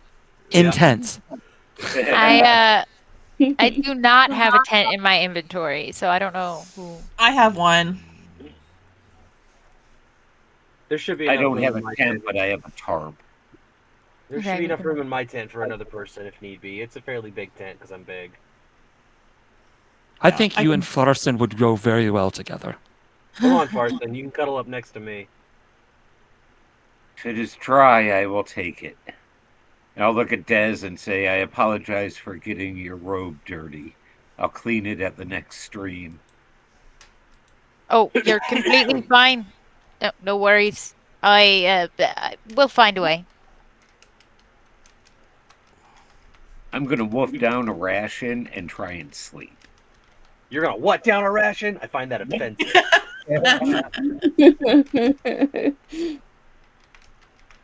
You know, normally raw, right? Rules as written, you can't take a long rest until you've done so much, until you've been moving. But you guys had a really shitty long rest, and not many of you actually got a long rest. Yeah, I was going to argue that I didn't actually get one. So. Yeah. Same. Yeah, Alien Farson didn't even get a long rest. And, you know, Desdemona, even as an elf, you barely got that meditation in. So I don't have a problem with you guys having a long rest, even though it's only been about 5.5, 6 hours. I don't disagree, Carl. But you know, We when you are have, level when you have 1. 2 level We of are- yeah, they're level 1, and one of them already has 2 levels of exhaustion. So you know. I have 10 hit points. I am weak. We're just putting in union. You have hours. exactly one less hit point than I do, and I'm supposed to be the tank. Listen, I've got 13, and that wolf took me in one chomp. Yeah. Ellen, we are weak. We are squishy. For now. For now.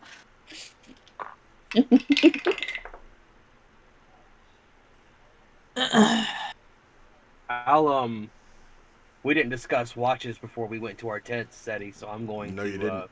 So you have I'm going 2 to- tents and a tarp, And I right? think- Yeah. Iley and Farson can take the night off from watches. They Right. need to rest. I'm Okay. gonna sit up on the first watch for a little bit, and then I'll probably go to somebody's tent later and wake them up. Probably Piator next. And then I'll take last watch, or if Val wants to do it. Which I was gonna say, me and Valkyrie, I can buddy up with Valkyrie because I have a blanket, and with her tarp, we can make a tent. Yes. Okay. Why don't you guys give me Valkyrie and Desdemona? One of you give me a survival roll to make an. Are you trying to make it in the road? Are you? How are you trying to use this tarp and stuff to make a tent? What are you doing? Are there a couple large? I have pretty decent survival, so I'd say I'd grab like a couple of large sticks and do like the double stick, barium, like a little improvised stakes, and see if I can Okay. get it like propped up in between the two and just lay the blanket out Okay. on the ground. Okay. Unless you have any other ideas, Valkyrie. We could use a rope and tie like the sticks together at the top and on the sides to make like a roll like shelter-ish type thing, and then we can use the um the wolf coat that I got as a blanket underneath. Oh, perfect. So that it's not wet underneath. Yeah, we got a plan. We got Carl. a wolf. We got a wolf skin rug. Okay. Little Okay. Gary wipes and A little. candles. Hey, I got a candle in my inventory. I got a blanket. Me and Valkyrie are set. Oh yeah. Glamping over there. So does that, if I'm just trying to do the math of who's going into Woo's tent. Yeah. How would you leave Ely and Pietor in one tent? Okay. Yeah. I Yeah. only have me in my tent so far. And then Farson Okay. and Nova. Okay. Don't get any ideas, Pietor. I've been seeing those little flirty flirts. Ailey's out. There's no way. I love her. She's just probably doing that like little snore, like just a I was tiny gonna say it's probably me not getting a long rest due to the snoring. Probably much more likely to happen. Or she does that thing that babies do where she gets really, really still and quiet, and you're like, is she still? God, is she still breathing? Please be breathing. And you're like, put your hand on her nose. Okay, she's breathing. Ailey, why don't you give me a Constitution save and let's see if you're snoring or not. Wait, give me a guess. I'd like to give her guidance on that Constitution save lower, because I have guidance too. The lower the roll, the more likely you're snoring. Open the door. At the 20 total. I am too tired to snore. Unholy 20. You are. I won't use the words in Barovia, but you're not alive to the world. Okay. Pieter just walks by her and gently touches her shoulder and goes, "Shh." Right.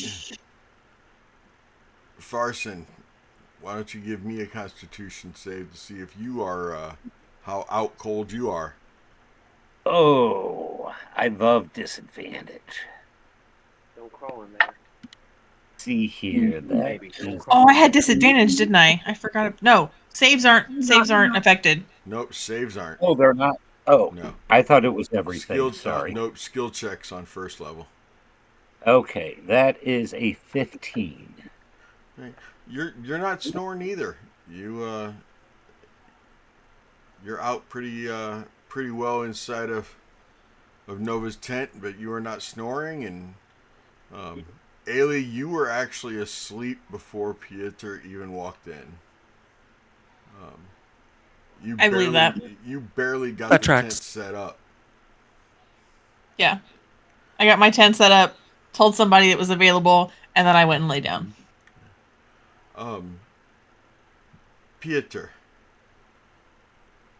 why don't you give me a save and let's see if you fall asleep while you're laying there resting.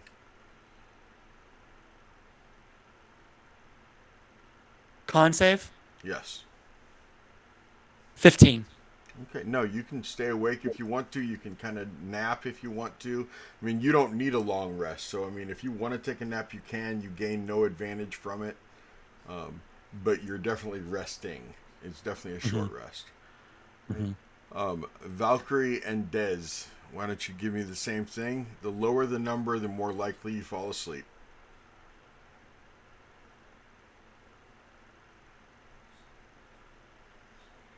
I got an 18. Yeah, Valkyrie's awake. I I got that one. Did you really? Desdemona, sleepiest you just ever. proved it. You proved it to the world again. The dice tell the story. You actually fall asleep. Um, deep trance.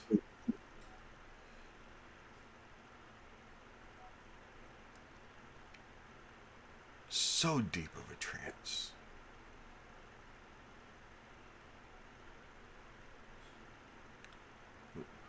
Desdemona.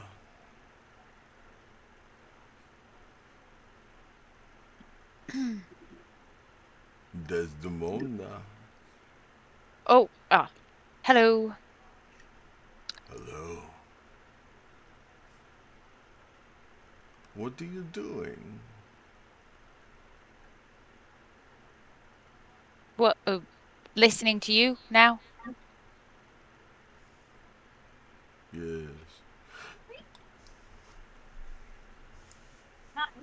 Do you really think you can come into my world and remove me?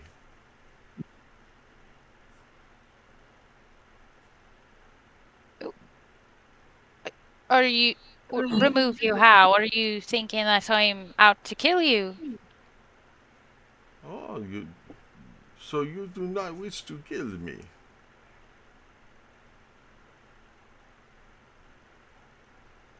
At the moment, I'm simply following a path laid before me. I I know my place at the moment. How would you feel about that place being at my feet?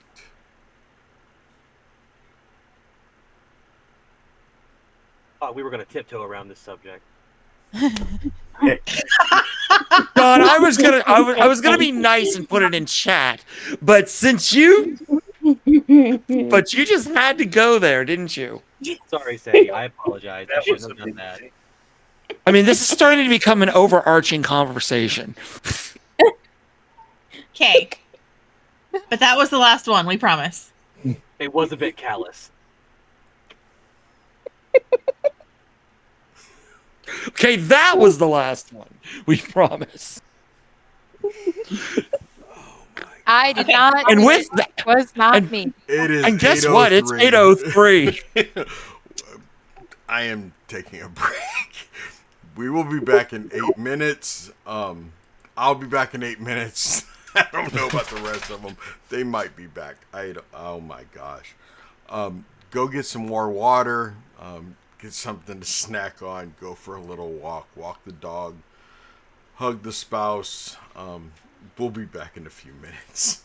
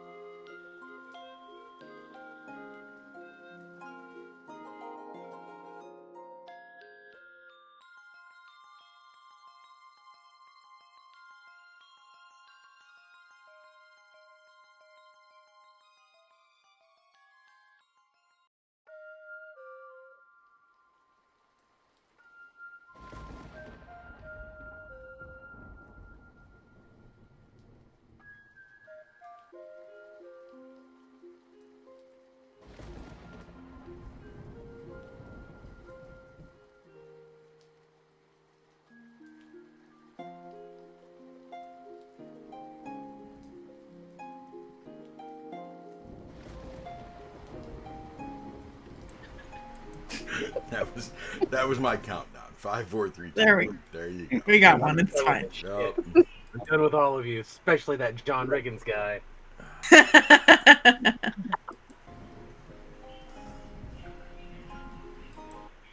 It's like that Vince Vaughn gif. Like, we have be pointing fingers. We all need to take responsibility. You're a fucking problem. You're a real problem. Um,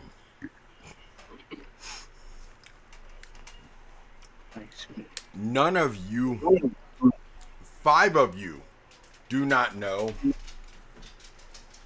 that I actually, and I don't care that I'm saying it live. We back. 5 of you don't realize that I almost like crashed out earlier today over the whole foot fetish thing. Oh. And I've talked it through with a couple different people. And I think part of it is because, and John knows this because we've talked about this. Dave knows this because we've played together so long. That I take my D&D pretty seriously. Some would say too seriously. And I understand. Why the hell did you let me in this? So that I could work on not taking it so seriously. Because I do. I know I take it way too serious sometimes. And I need to lighten up. I played in a one shot for Christmas. Aqua does this Christmas one shot every year.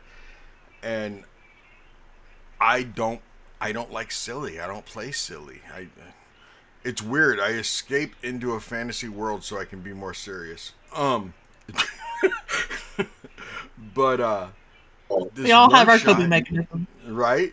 This one shot, I played as a we were all gingerbread cookies. And when she told me that, had she told me that before I signed up, I never would have signed up. But I signed up, and then she started telling us, and it was too late. I couldn't. What was I going to do? Back out? Let people know that I'm no fun? I really enjoyed being a freaking gingerbread cookie. I really enjoyed it. So much so that a week or so later, she had so many players drop out, she had an opening, and I was like, I'll take it. And I got to play in the same one shot again, and that time I sacrificed my cookie, so that all the other cookies could live. Your gumdrop button. No, gumdrop buttons are actually almost like grenades that you can throw. It was so cool. But that was the first time I'd actually played silly and enjoyed it. And since then I've gotten into a few more one shots to where, okay, I can do silly one shots. A silly campaign, I think I don't know. I'm not going to say I could not do it, but I think it'd be really rough for me. I love dad jokes, and Sunday night has a whole lot of dad jokes. Monday is chaos. Monday is freaking unhinged. I thought Thursday was unhinged. The last couple of Thursdays have been very unhinged, and it's confusing me. Because they didn't used to be. But it's causing me to have to break down that wall and not have to be so serious with my D&D. Realizing that, wow, most people like to have fun with D&D. They don't want to do this serious, role play and, drama and trauma. And some people like to do it for fun or have fun doing it. So But yeah, it had just gotten earlier today. It had gotten to the point where it was like, can we just please? He's a BBEG. Can he please get some respect? And yeah, he wasn't getting any respect, and I was internalizing it, like it was me that wasn't getting respect, even though it wasn't me that wasn't getting it. And it's if you ever ask, I don't even know what I'm going to say right now. The point is, you don't want to be up here. It's effing scary up there. So I appreciate the jokes. I really do. I really do. This is I Curse mean, of Strahd. I think it almost feels necessary to break the tension. mm-hmm. Like I could shut up more than I do, and I will try to, but every so often a little tension breaker through all the darkness and the gravitas and all that stuff. Mm-hmm. I don't think is a bad thing. I don't think it is either. I really don't. Personal experience, traumatic instances bring out dark humor. That's how Mm-hmm. a lot of people deal with it. Yeah. True story. And But above no, I table, wasn't. Yeah, go on. the foot fetish is above table for me. I promise that Yes. like that's an above table thing. That is not Mhm. something I believe at all about Strahd in the game, and I No. highly respect him. And I would never make a foot joke to his face. That I promise you. Okay, I don't want to die. I don't want to kill the whole party. Okay, okay. Get to level 2. Yeah, you we guys. definitely don't want to be. Never mind. Never mind. I promise with everything that the feet jokes are 100% above table for me. And I would, like I said, I would never make that too strong. Did you see I would what say we Carl would put the said? feet jokes on the table. Go look at Twitch chat. I was Not waiting in for. this. I knew. Not in this. I knew that somebody was going to talk about how you don't put your feet on the table. So, wow. Yes, That gets pinned. That is a quote. That is a quote. Yes, that is a good quote. you do, seriously. So the last Wednesday night group, and after I tell this quick story, we'll get back to the game. The last Wednesday night group, it all went south really quickly for the party because somebody, not mentioning names, Carl, said a comment, right, and didn't say, hey, this is above table. And I, the DM, not knowing it was above table, took it to heart. He was joking when he said he wanted to throw a magic missile at Strahd. I took him seriously. It wasn't even a week or two later. He was joking when he said, I want to slap the Burgermeister. I thought he was serious. I was there. It got crazy real quick. And because he Why I didn't, joined a toga. he didn't want anyone to know that, hey, I meant for that to be above table, because then we would have had to have redacted stuff and everything else. But I didn't find out that he meant it above table until I think it was about 7 or 8 sessions later is when he finally admitted that, yeah, that whole thing, yeah, I said that above table. I just didn't say above table. Yeah, Strahd is still a bitch.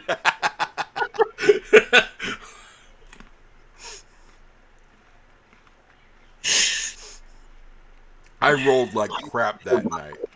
Yes, Zara bitch. Poor Corveus.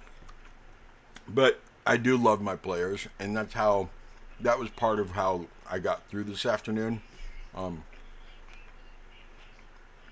Was just remembering that 90% of my players are my friends, and they wouldn't purposely do anything to hurt me. They're just having fun. teasing Strahd, and I'm not Strahd. I only had one wife, no cows, and I don't own a kingdom. Everything else about Strahd now is pretty much the same, though. I mean, no. So, And you grant wishes. He's bald. yeah, Strahd is bald. Whoa, cannon. I was gonna say that's canon in this one. And that is how the whole thing starts. Mhm. Bald Me ones making are a it. joke and somebody goes, cannon! And then boom. That's what happens. There's our joke on Yep. Wednesday. Hair club for men. Yep. Strahd pops in. Oh, you have way more hair than I thought you would. Very nice wig. I'm not Doesn't just even the look dom- like one. I'm not just a member. I'm the domain lord. Yeah. Yep. No, the double bag of holding wouldn't have worked. You guys ready to play D&D? Yes, Let's do it. please. Okay. Yeah. Yeah.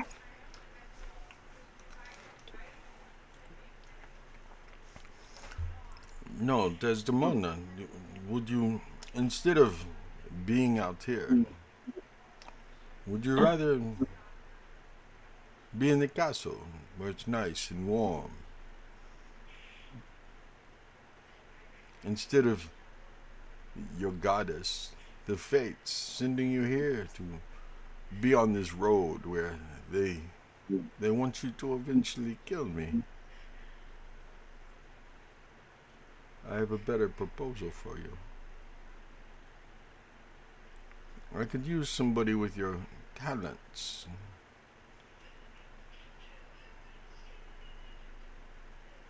You know divination, correct?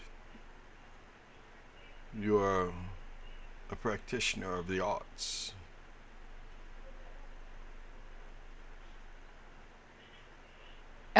What is around me? Do I see anything? Do I see him, or is it just It's just you, him, and fog. And like you sitting inside this little tarped area and him standing outside of it.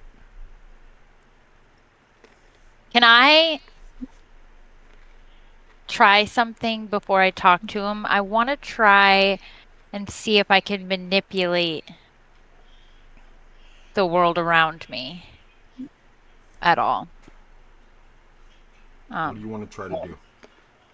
And as she's sitting there before she gets up, I want it to kind of a stone floor to kind of come out from underneath her and sort of replace the tarp and the mist and sort of close around them and slowly build her temple that she's used to at home around her. It's not And working. then as she's okay. So she's gonna get up out of the thing and she's gonna come in and she's gonna say, I think it's rather bold that you assume I'm here to kill you. There's another soul here who's trapped in a far worse state than I think you are.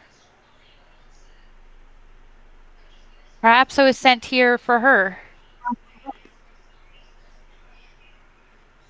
And my powers are only granted to me by the Raven Queen. I have nothing without her.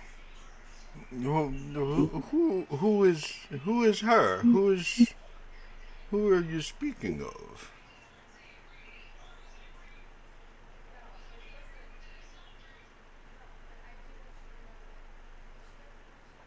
Every generation, another turn of this poor soul's faith. I think you know who I'm talking about. My She, Tatiana. My Tatiana. I don't know. I think there are plenty of souls here that need freeing. And perhaps I wasn't sent here to kill you at all.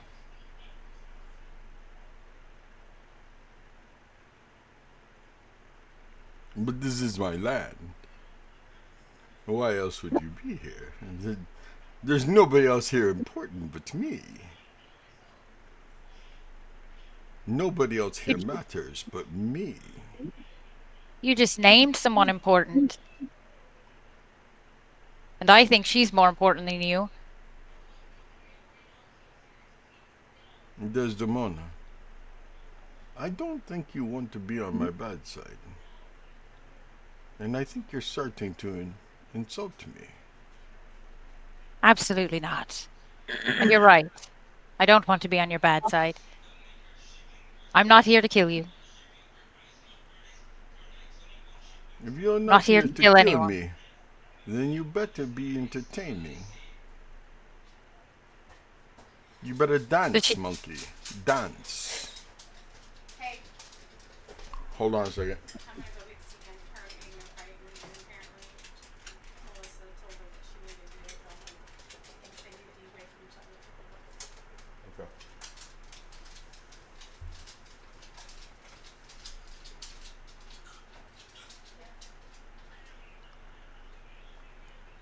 Sorry about that. That's all right.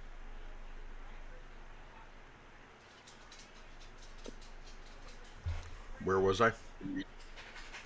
You wanted me to dance. Oh, yeah. Dance, monkey. Dance. Entertain me, Desdemona. If you are not here to kill me, not here to challenge me, you are either here to entertain me or to relieve me of my throne and take over for me.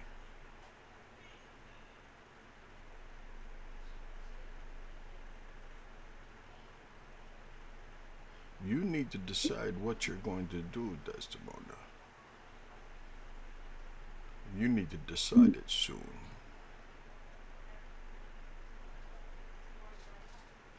You open your eyes and you're in your lean-to that you created.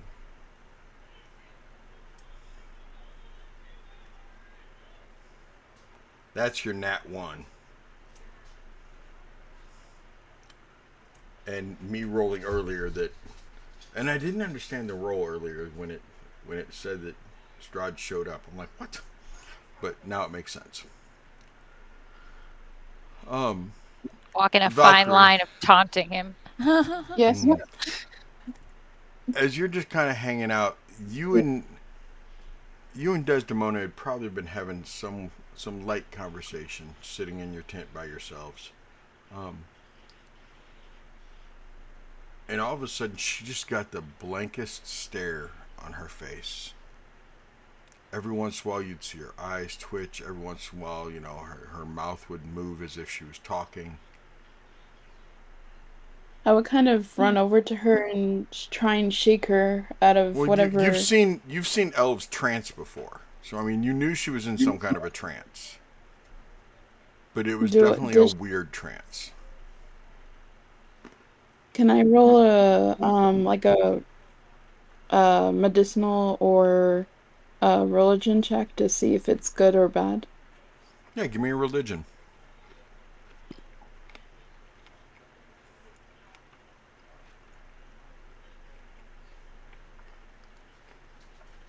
That is a 19. Okay. You know that lightly shaking her will most likely help bring her out of it. I'm going to rush over to her and kind of like shake her shoulders, trying to shake her awake. Okay. Desdemona, Desdemona, wake up! You need to wake up. Come on. Do I wake up? Mm-hmm. Okay. So she'll wake up. She'll shake her head, and you would be like leaning down near me, right? I was gonna be like in front of you, shaking your shoulders. Okay, so she'll actually reach up and grab your face and say, I'm perfectly fine, darling. Best trance in a while. Are you sure? It looked really off. I'm sure. I think I might be starting to see what my purpose in this land is. Ah, well, if time comes, I'll be by your side if I need to fight someone or if we need to search for something. I might not be the quietest, but I'll be there. I'll I'll work on finding ways to help you with the quiet. But I think we'll make a fine team, this whole little Yeah. group of ours. We'll work on Farson. We'll get him there. Oh yeah. Nova, as you're on watch, what are you doing? Are you But stationary? Are you walking around? What are you doing? mostly what I'm doing is I'm watching out the front of my tent. I've kind of got like my cloak bundled up underneath me, laying on my stomach, looking out the tent, watching it rain, looking for movement. I'd rather be awake and not miserable than miserable and awake. Occasionally, you do see a raven fly by, trying to find shelter. You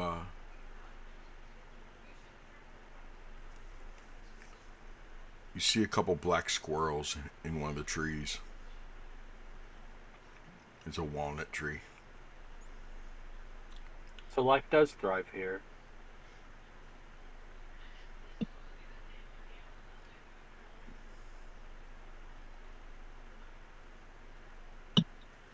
It's not quite. What is the status of the moon? Okay, it's a new moon, so during the daytime it's still daylight for you guys. Um, it is not horribly dark today. Um,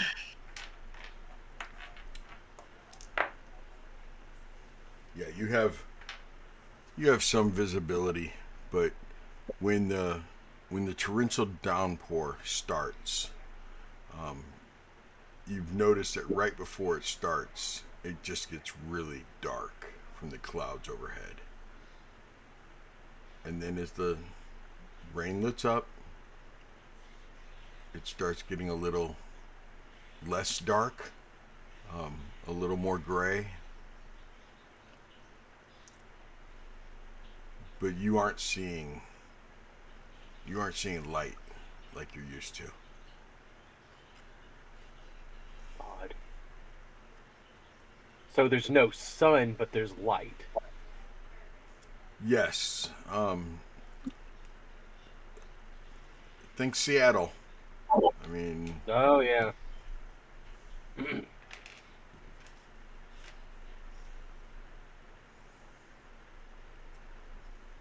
but your break goes uneventful. Your break, your watch goes uneventful. Other than what happened to Desdemona, which you didn't know about. Right.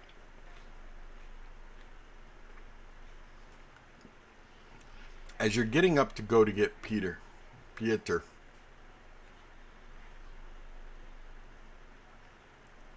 you do have to walk past their tarp.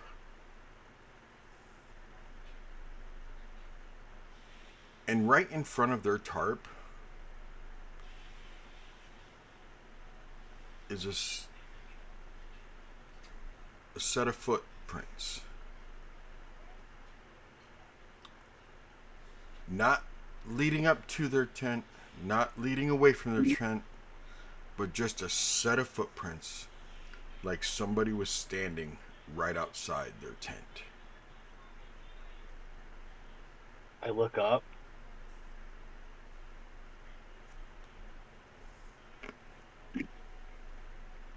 Motherfucker can fly. He is a vampire. Jesus. He just snuck in without me even knowing. And I look in and check on him.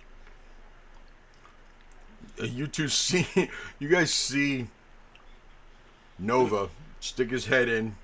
It's not downpouring right now, but he just kind of sticks his head in from outside your tarp to check on you You both. two okay?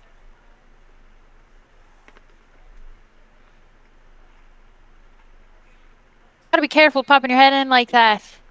It's... Yes, we're good. We're good. Thank you. We're fine. Poke my head back out. Great, like scrape the boot prints out. I don't think they need to see that. And then walk over to Pieter's tent.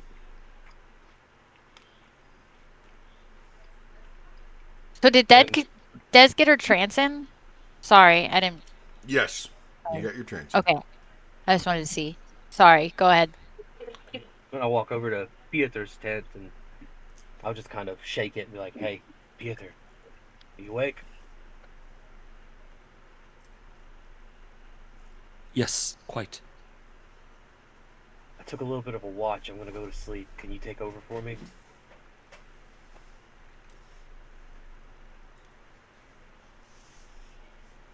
He gets up, grabs his gear, I'll wait till you're and finished. walks you back over to your tent. I'm like, "Hey," and I'll point over at Dez's tent and Valkyrie's tent.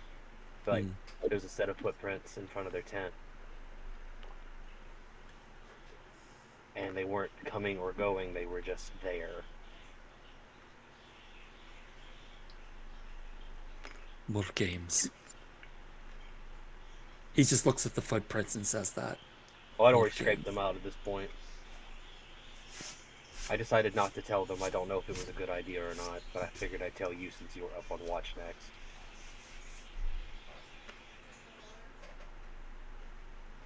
Peter will nod, and then take his place, trying to stay out of the rain as much as possible, but still being outside. Okay. Let me know if you need me.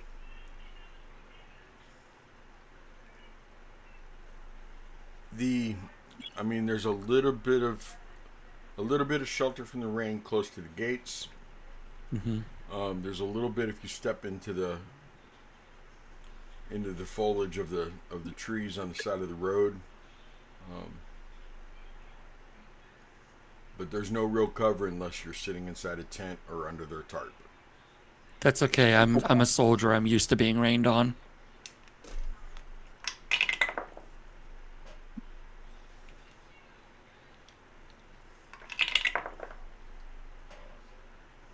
Well, aren't you guys just fucking special tonight?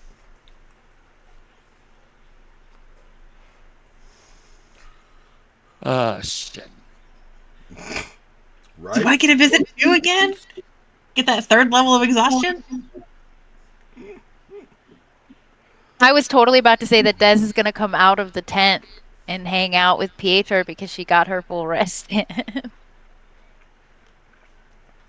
Farson and Ailey, Shit. give me a Constitution save. You can do it! Oh yeah, 19. Come on. 7.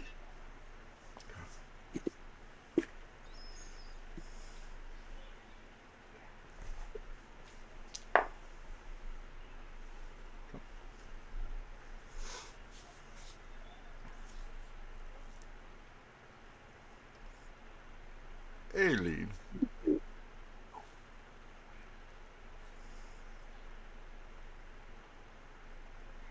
Ailey.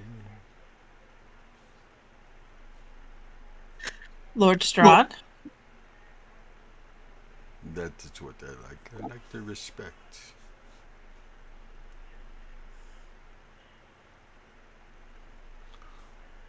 Why did you go into the fog after the skeleton?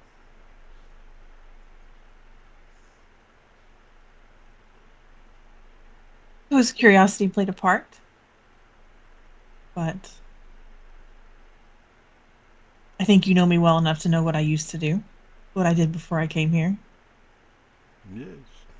It's my job to keep the others safe. some things you just have to know. Your land is very different from mine. A little disorienting sometimes. Did I upset you when I did that? I was afraid that you were going to die too soon.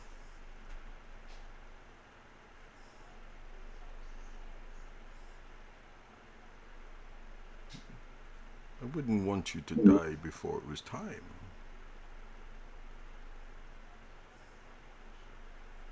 I wouldn't want to be rude. You may not even have to die. We have to let the fates decide, don't we?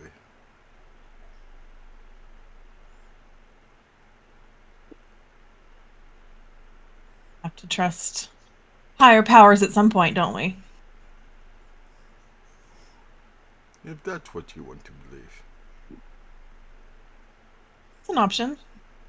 I enjoyed listening to the conversation earlier about gods and deities and how I'm almost a god, but not yet. Not quite.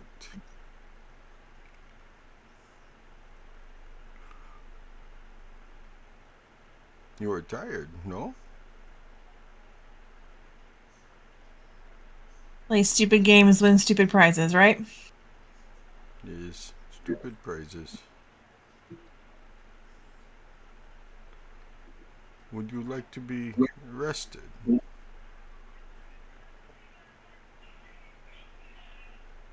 Not as exhausted? Would you like that? It might be enjoyable, but I prefer to rest up the natural ways. It's what I'm used to. I wouldn't impose on the Lord of the Lands just for some extra sleep.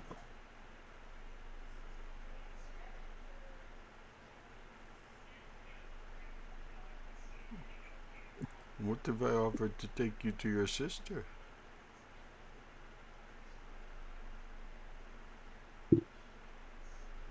Tempting, isn't it?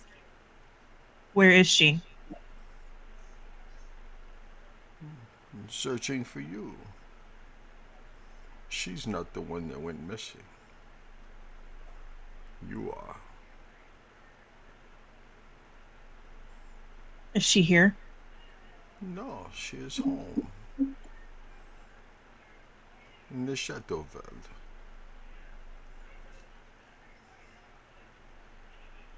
Wondering where her little sister is. You were born seconded.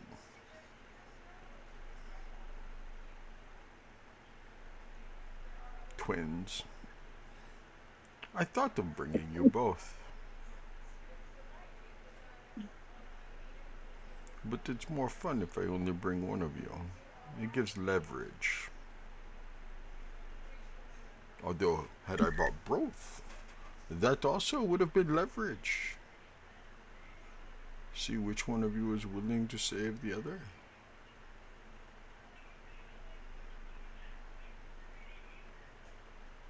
Is that the game you're going to play with me then? Dangle my sister in front of me? Do you not deal in the saving of people?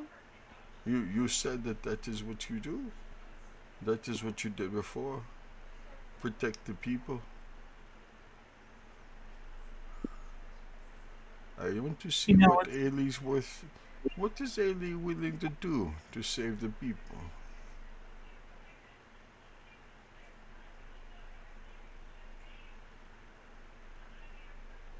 Do you know?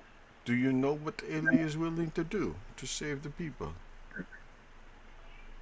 oh, I don't think we know the depths of ourselves until we're pushed. And I get the impression you like pushing people. So I think I'll find out one day. Good. Good.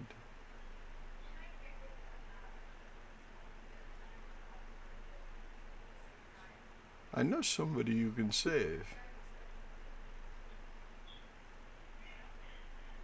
Somebody that might be worth saving.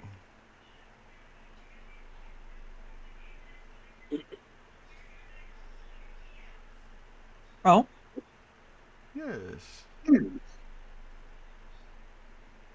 Remember the name. Svetlana.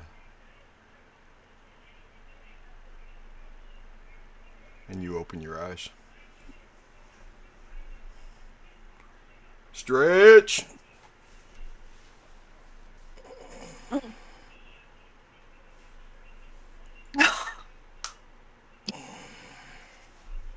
My whole back just popped. A couple of my knuckles did.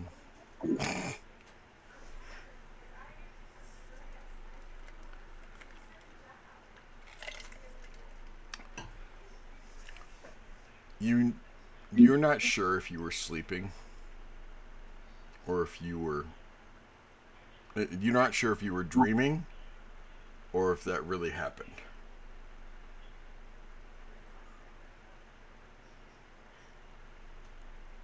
You know that you were sitting inside your tent.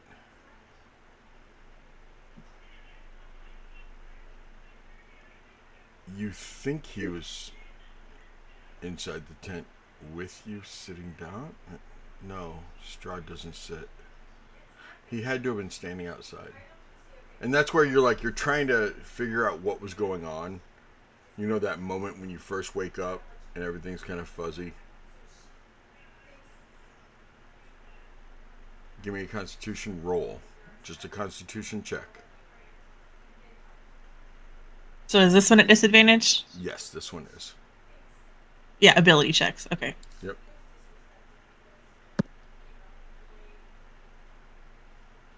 Eight. And you fall back asleep. Beater.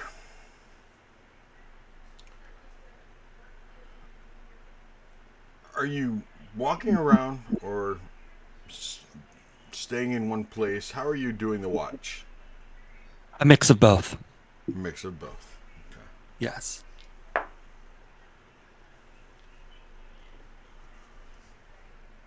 Out of your peripheral vision, out of just the corner of your eye, as you were walking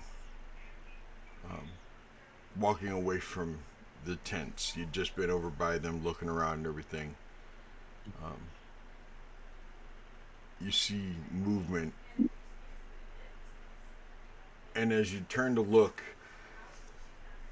the tent you had been in, maybe an hour, maybe 2 turns of the hour ago,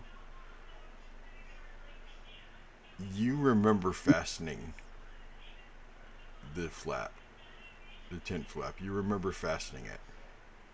It's unfastened and it's flapping in the wind. I look to the ground.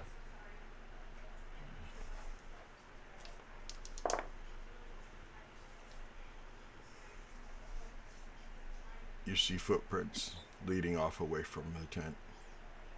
Are they the same footprints that were in front of Desdemona's tent? Yes, only Desdemona's, there was none coming and going. And, after showing it to you, Nova immediately kind of scrubbed them out. But these, they're just standing there, and then you see them walking away. I would go briefly to the tent, check inside, make sure everything's copacetic, and then reseal the tent behind me. Okay. Yeah, she is breathing. She's asleep, obviously. But everything's copacetic. Okay.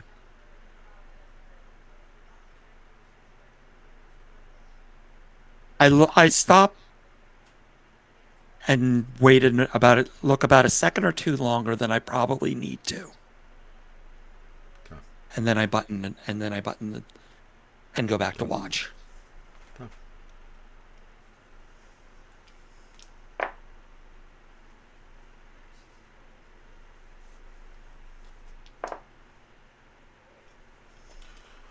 You also are able to see a little bit of wildlife.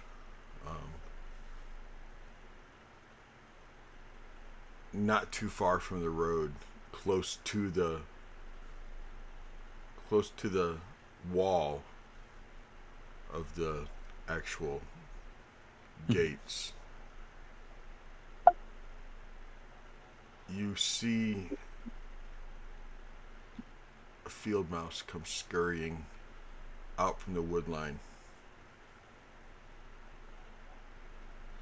to a tiny little hole down by the bottom of the wall into the ground. Push itself into the ground.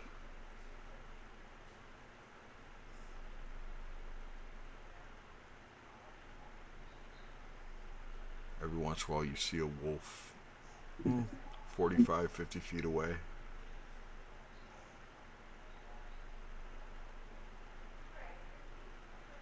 You'll hear a howl occasionally. You even end up hearing the hoo of an owl.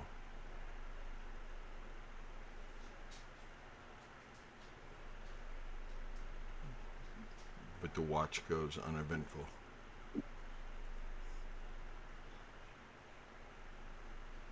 Desdemona's out here with, indicated they were out there with me earlier. Desdemona and Valkyrie are just kind of sitting in their tent, but they're both awake. Okay. I will just...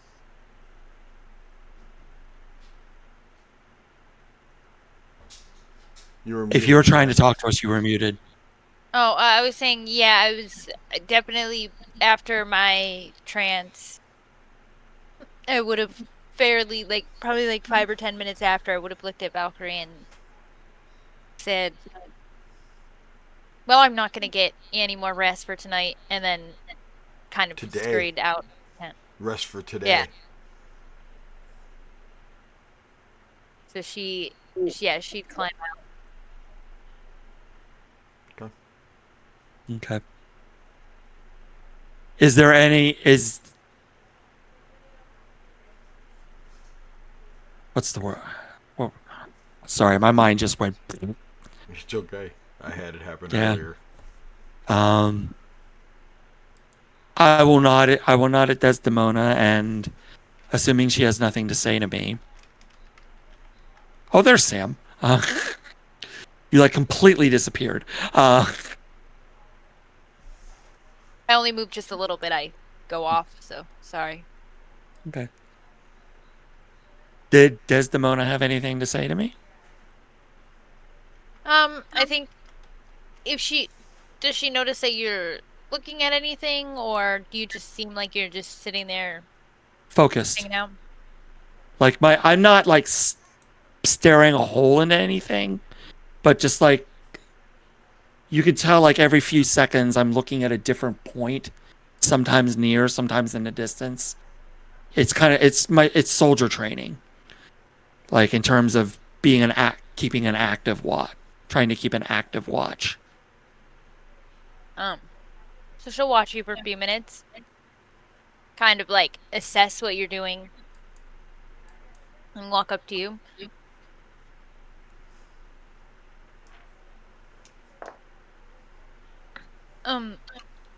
Anything out there? Mice, the occasional wolf.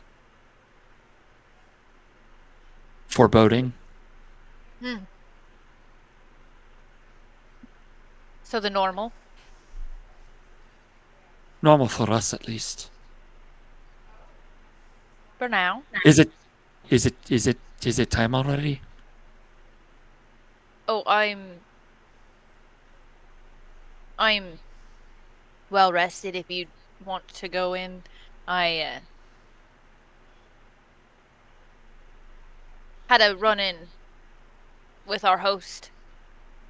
And I'm feeling well. I think you're not the only one. And I gesture over to the footprints leading away from Ailey's tent. Ah. So he was here. Interesting how that works. I wonder if he has to be here to do that. Have you gotten any dreams?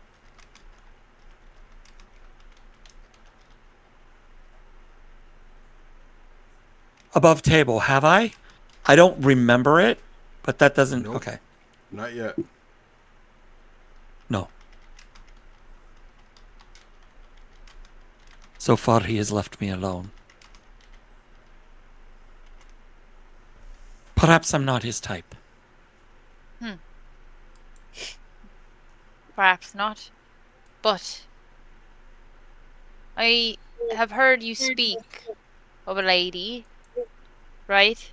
You're looking for someone? My wife, Svetlana.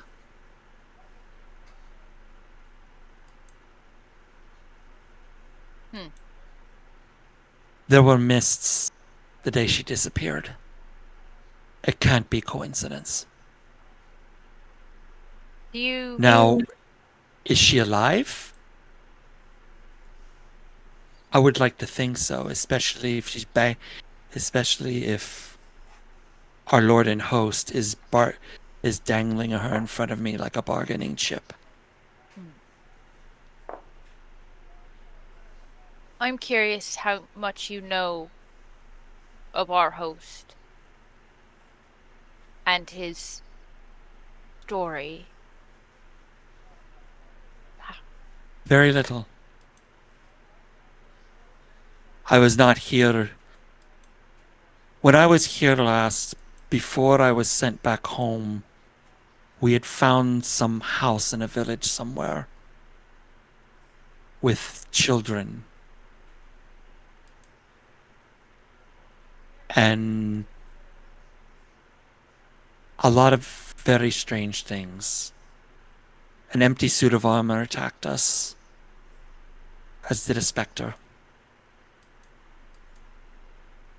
One of our number was lucky to be alive after that.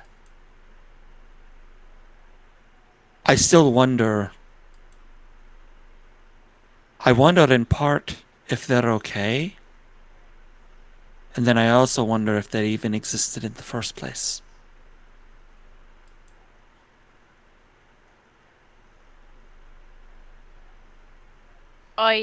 What do you know of our Lord? Of this Strahd? I certainly don't know everything, but I've spent much of my life a student. So when the Raven Queen sent me on a mission, my first job was to learn.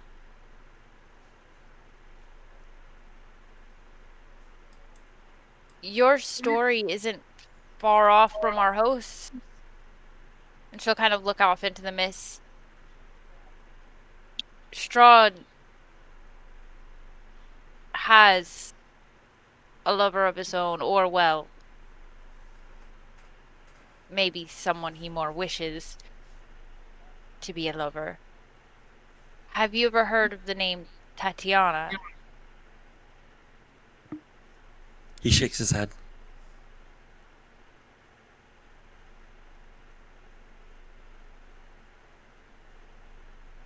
Pietro, I worry to hear of a beautiful young woman lured in by mist to a land like this one.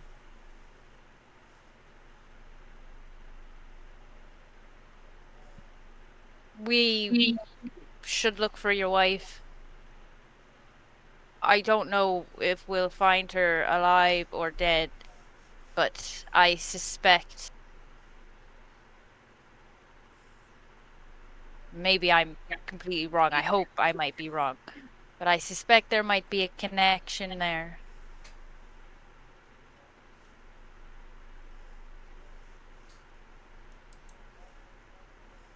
I hold hope that even if our host is directly involved in her disappearance, that he realizes that she has more value to him alive than dead. And in a place such as this, the ability to hope may be what saves us.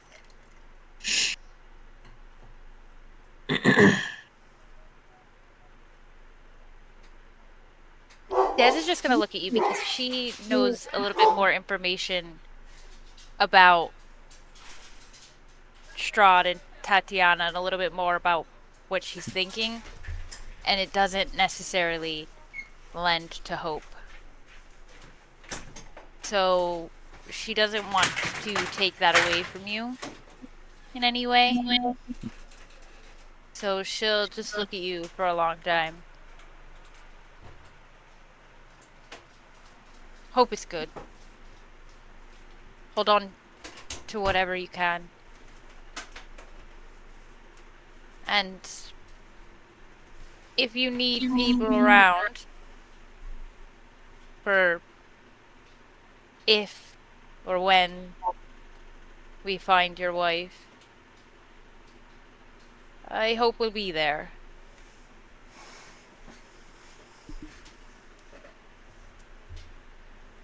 It is my intention to be here for each of you.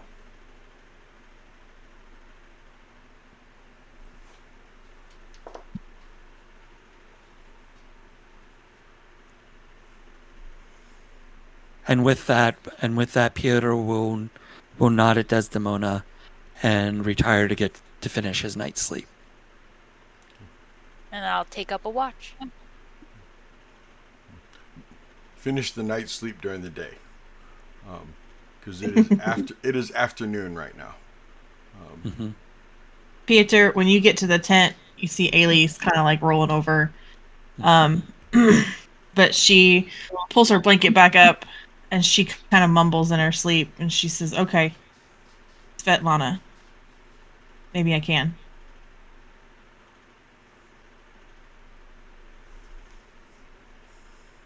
Still obviously asleep. She's like just grumbling or just mumbling nonsense.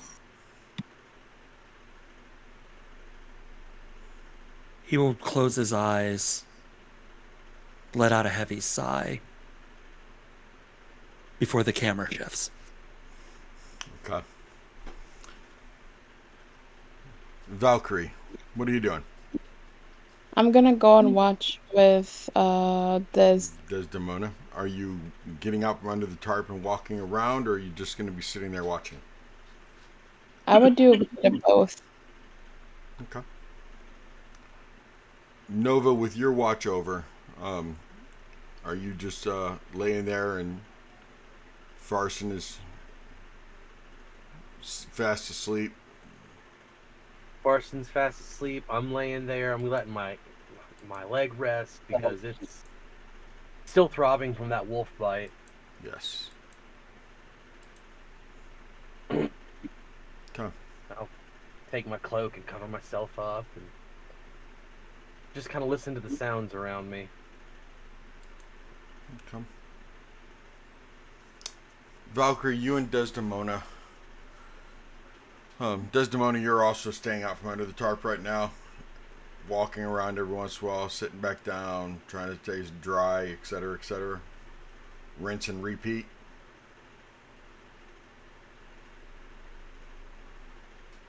Right? Yeah, I think she just wants to hang out with Valkyrie. Okay. So she's like walking around, she's kind of following around. She likes her energy. Okay.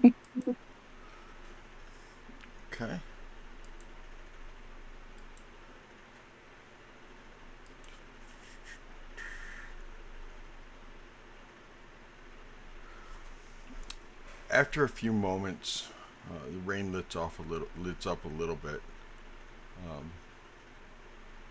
and when it lits up, you can hear howling.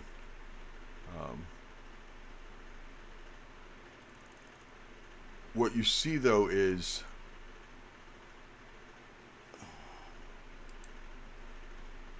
Huggen comes swooping in from the tree line.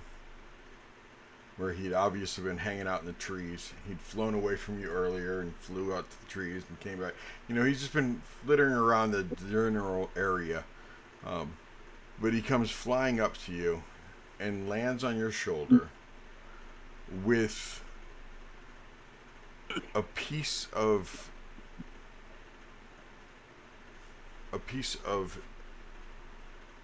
leather that's clearly the string of a shoe.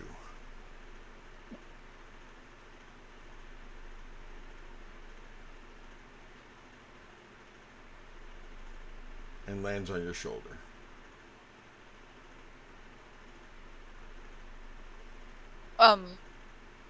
Helpful? I suppose. It could be a nice hair tie, or maybe hold the door closed. Help. He drops it What? out of his mouth onto your shoulder. Ronnie! Ronnie!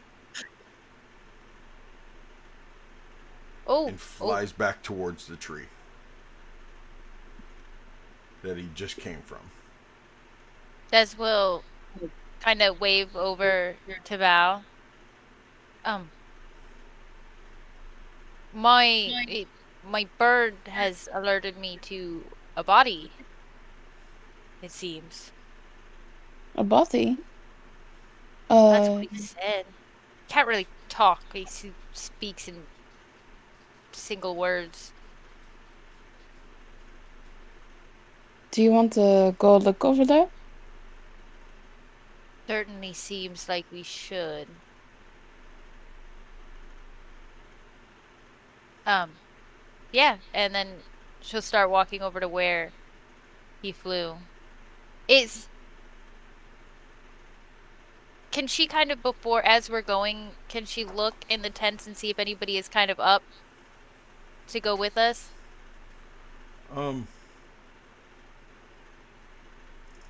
The only two that might be would be Pieter or Nova. Because Farson and Alia, or Ailey, I know I said Alia. Ailey would still need their sleep if they want to shake off at least one level of exhaustion. And I will leave it up because you guys don't have to take the rest. You don't. I mean, yes, Nova, you could use a short rest, but you kind of already got it with Last Watch. Okay. Where you watched and then Pieter watched, you would have gotten your short rest, and Pieter, you would have gotten a short rest before that. So, if you guys want to be awake for her to come to you guys, that's fine. Yeah. I would just be sitting quietly in the tent. She just kind of like she wouldn't she wouldn't immediately poke her head in because she did just yell at Nova for that, but she would kind of like lightly tap on the tent and like pull the flat back a little. Hey, Okay. hi. Don't want to spook you. But my bird just did say body, so I'm gonna go get Nova if you want to join, and then she'll go over to Nova's and do the same thing, like tap tap tap. Like Sheldon do the 3 knocks before she opens the door. Tap tap tap tap tap, tap and then open the door. Hi. My raven Hugin, he said body. Do you want to come check that Probably out what with I us? smelled earlier. Yeah, I don't know if we should all go because I think somebody should stay here Yes, and someone watch should definitely stay with the camp. our sleeping friends. So I will Pieter's stay. coming. I will stay. That's All right, that's so fair. Nova. I'll go check it out with you. All right, And and they'll then hobble up. how's that leg? Getting It's better. It's better. It feels fine. That's good. That's good. Let me know if it's starting to feel hot to the touch.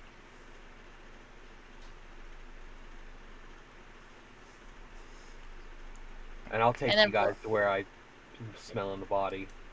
Is that the same smell? Feel pretty strong. Yeah, it's still pretty strong. All right. The rain, was covering it up more, but once you guys get close to the tree, um, you guys are looking around, and you do find a tore up leather boot laying on the ground, and then you're Look up and then hugging kind of caws, and you guys look up, and perched up in the tree is a body.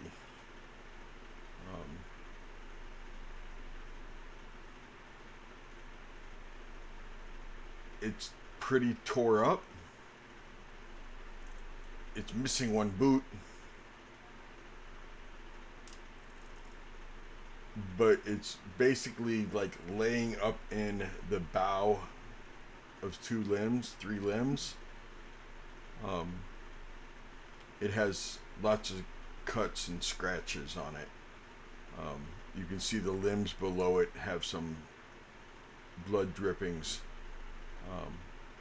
The ground below there is raked as if animals had been pawing at the ground and eating the dirt of the ground, trying to get at the blood as it dripped. The base of the tree on that side is really tore up, where animals, maybe dog, probably wolf, was trying to scratch at it, trying to climb it. Your best bet is that that person managed to get to the tree and climb up in the tree, having been attacked by wolves or something else, climbed up in the tree trying to seek safety, and died up there. Just because I'm going to be a little paranoid, I want to use Divine Sense and make sure there's no undead around, and make sure that's not an undead waiting for us to climb up and get him. Man, that's a good idea. I should have done that. It's not undead. It's dead. I'll look over at Dez. I said, I'll get him out. You start digging a hole. Oh, yeah, no, we can do that. Val, do you mind helping me? I'm a lot of things. Valkyrie's there too. Yeah. That's what I said. Yeah. Oh, you were talking to That's what I Valkyrie, said. asking her to help Yeah, you. Okay. Val, can you help me? Because, of all my talents, Yeah. didn't really work out the arms. Give me 1 second though. I'm gonna put my nose to the ground because she has like the sense thing where she can smell if people are nearby. Nobody. It's just y'all. Okay. There was no one here, so I think we're good. From what I could have sensed.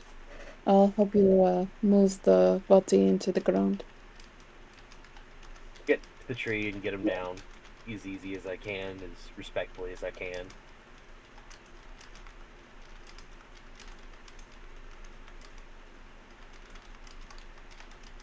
And I will help Val dig that hole. Okay.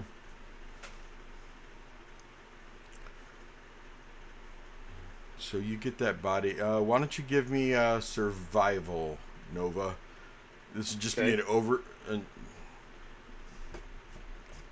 This survival will be for climbing up the tree, getting the body, and getting back down. Instead of athletics, because I want you to use survival. All right. Because it makes more sense. How's a 3 do you?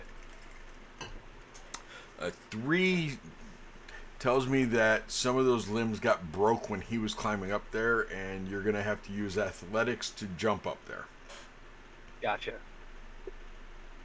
Jesus Christ, I can't roll above in anything. That's a 7. Okay. I give him guidance. She gave you guidance. Before you go up there. Oh. Yeah. Before you go up there, she'll put her hand on your shoulder and say, let's give him a proper burial. And she'll give you guidance on whatever check you have to make. That's better with a 15, 16. Okay. No problem. You're able to get the body and climb back down and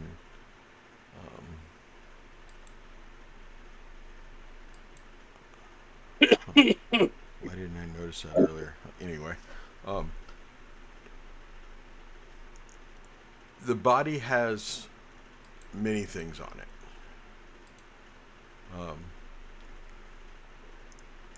There is there's a satchel that has several different papers in it, along with his coin purse that is inside this satchel. There's also a sealed, there's a sealed letter.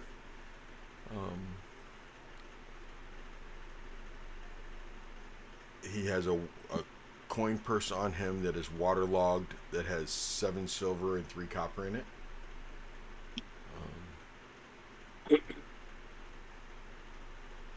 There is, inside his satchel is a half crushed lantern.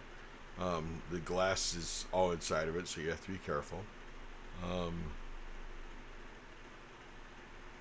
He does have a short sword, but it doesn't look very used at all. Okay. And his hands are pretty smooth and soft. I mean, yes, they're pretty waterlogged and dead, but it doesn't look like when he was alive he used that sword very much. He is wearing a signet ring. He has a holy symbol of the Morning Lord on him. You find a shattered potion vial in his satchel also. There is a boot dagger in the one boot that he has on still. And engraved in it is RM.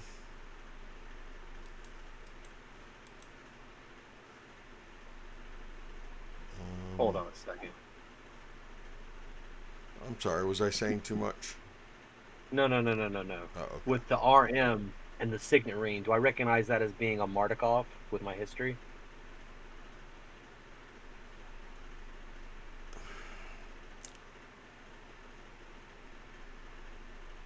It's not a Martikov, and Okay. nor is the signet ring anything that looks familiar to you.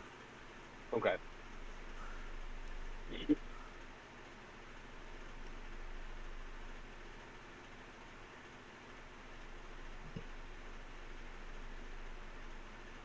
Who's the, do we know who the letter is made out to?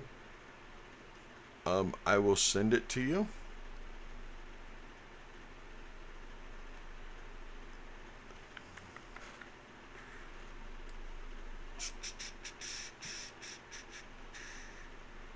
Where are you at? There you are.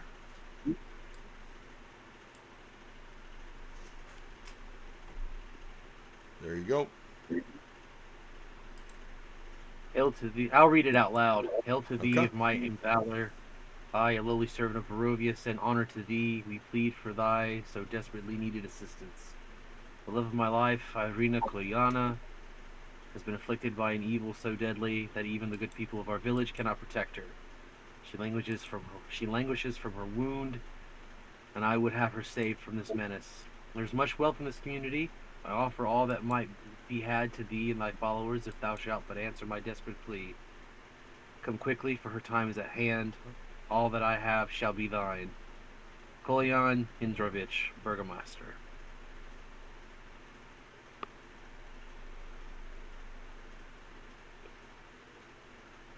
Well, friend, I'm sorry you didn't make it to your destination.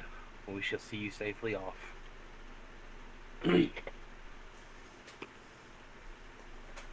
And I'll fold up the letter, put it in my breastplate, cross his arms, put his sword in his hands, take 2 of his silver pieces, put 1 on each eye, and I'll say a prayer to the Raven Queen and say, I don't know how well he died. You can venture a guess. But I don't think anybody wants to get torn apart by wolves. First-hand experience. Wherever the afterlife takes you, my friend, I hope you find her embrace, and that she leads you to a better place than this. And I'll look to my my sister in arms there, and I was like, "Do you wish to say anything?" Fantastic job. That was very good. She will say, though, is there any blood? Does he have any kind of blood left or anything?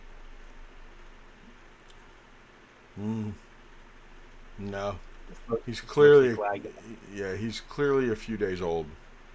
Okay, she'll make the motion as if she was collecting a small amount and still put it on the back of her pendant in a symbolic gesture. And sadly, it was Morena's job to know the prayers of the other temples, so I can't send you off with one from home. But I do hope you found your god. And she'll let you guys bury him, because she's gonna be of little help there. Okay. Get ours. Valkyrie would kind of go to the grave, kneel, and hold her pendant. That she has, like, it has a rune on it, and she's gonna say, I don't know if I can reach you from here, Roki, but please protect this soul. It seems like it's got enough, for enough pain at least, and watch over him. I know you might be the god of mischief and trickery, but you might have a soft spot for him, since the ruler of this land is not exactly the nicest person here.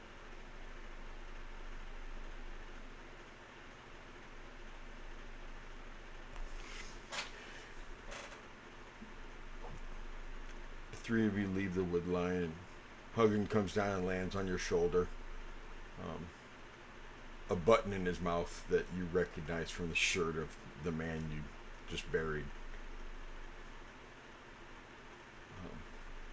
And it's just kind of clicking on the button in its mouth, in its beak. Kind of playing with the button. You guys get back to the camp, and Varson, you have awoken. You are no longer exhausted, Farson. But you are still muted. Okay, there you go. Yay. And Take that exhaustion. yeah, Ailey, it's not long after that that you kind of slowly open your eyes and you see that Pieter's in the tent. Are you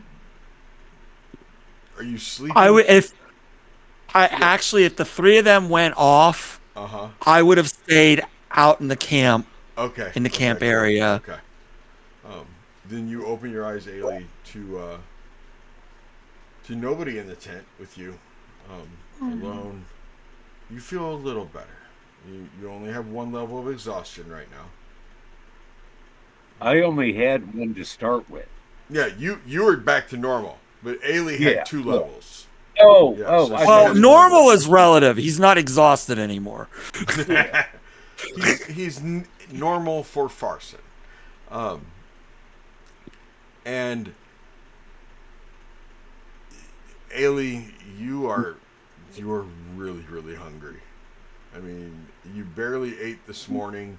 You chewed on that piece of ration, collapsed inside the tent after you'd made it. You woke up. You're hungry. Farson, you're on the hungry side yourself. The rest of you, you realize it is late afternoon. Um, Clearly, you're going to be walking in the dark, but all of you are somewhat hungry. Is there a fire? Nobody ever Cold said they camp. made one, but I was going to boring. assume that you might have set one up because I know some people said that, Desdemona said that she did gather some wood, so I knew it was for the tent, but I am assuming maybe she did get enough for some fire. Um, the Maybe main not problem originally was, if it was pouring. yeah, I It mean, was like raining really hard, but after it stopped raining, I would have definitely tried to get like a little fire going once I woke up. I will go out and start stoking the fire a little bit. okay. I will slowly making sure like I'm not super sore, making sure I didn't like don't have any lasting damage from the mist, the fog. And I will wake up and start and head to the fire with Farson and start trying to assemble some sort of breakfast with the rations that I have. Okay. Not that breakfast has to be 8 in the morning. You can eat breakfast whenever you want. Whenever you wake up, you can eat breakfast. Um, True. okay. You guys are all sitting around. I assume you break down the tents and everything else, but you guys are sitting around. Anybody want to discuss anything? Two people never heard the read. Actually, three of them never heard that letter. Um, you guys want to talk about anything as you're waking up and getting back let to them I your know. wouldn't do it. I wouldn't do it in front of everybody, but I would try to. I would try to, kind of as an aside to Ailey, ask her about the fact. Oh, hold on. When you were sleeping, you said my wife's name. Is there a reason for that? What's your wife's Svetlana. name? Svetlana. Oh. Uh, in a weird way, Strahd told me that she was someone I might be able to save. I think he was taunting me. I don't know what to make of it, but yeah, he and I had a talk last night again, and her name came up.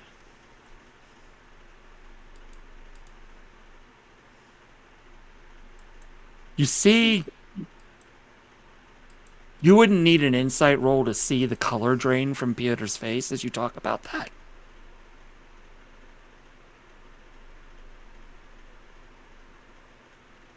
But then he just kind of nods. This is what we are dealing with. A master gamesman. Did Did you know she was here? I am convinced that I met this man outside of here. And he was the one who told me that she may still be alive. And here. Man himself, then. Interesting. He gives us hope. I'm sure just to dash it, but he also told me my sister's not here. And your sister is safe. I know how sick I'd be. I know how sick I am, knowing that I won't find her. I can't imagine having a little bit of hope. She and I are good at finding things in the Shadowfell. It's going to destroy her to not be able to find me. Peter looks you dead in the eyes. Like, dead in the eyes. Hope is what will get us through this. Everything here feels designed to drain hope from people. So we've got to hold on to what little we have. That may make the difference.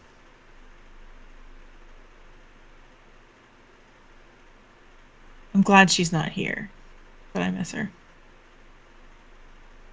So we'll look Of course for you do. Svetlana and then Kiva.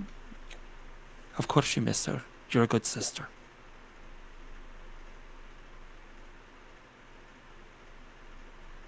I look to John. I am sorry. I forget your character's name because you're the Nova. only one who doesn't have your character name in the Nova. in the chat. Ova. Sorry, it's okay. Nova. Nova. Should we hunt for food? I think probably that would be a good idea at some point. I know there's probably wolves nearby. Would you be offended if we shot one? No. You gotta do what you can in times of stress. But look, we found that dead body. I'm not eating that. No, I'm not. We buried it. I just wanted to let you know. That was deadpan, by the way. Yeah. Just want to let you guys know we found the dead body that I smelled earlier, and that they found the shoestring for it. Couldn't find out much about him except he had this letter on him. Since you guys have been around here before, pull it out real quick. Does anybody know a Kolyan Indrovich, a burgomaster? I did not meet such a person when I was here last. How about Irina Kolyana?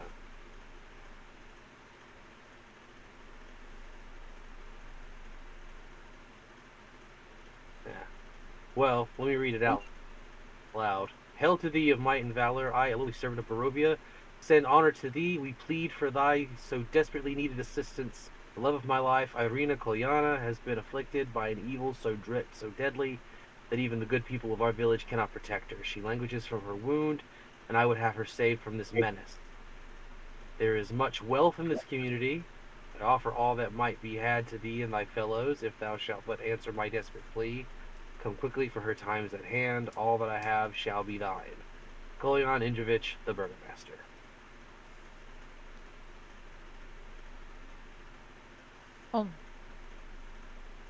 Well, that sounds like a job to me.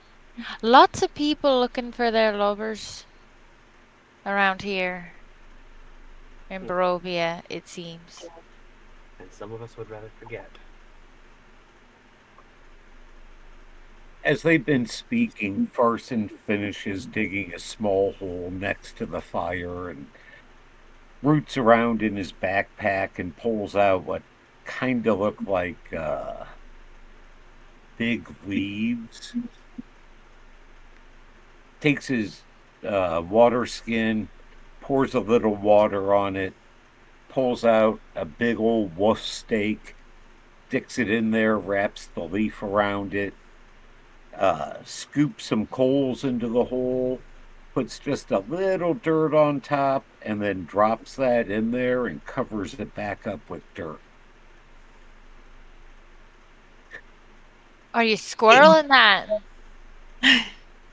Like, are you saving it for later, or It cooks. in the ground? From the coals. Oh, you put coals in the hole first. Oh, okay. Oh, okay. I thought for a second you were just like storing it for later. I've heard tales of a place as damp and dark and depressing as this, but I never thought they were true.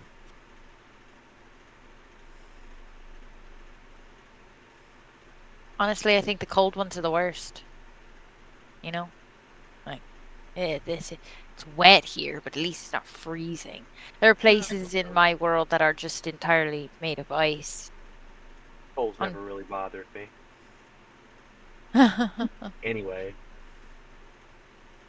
you think that till you get there.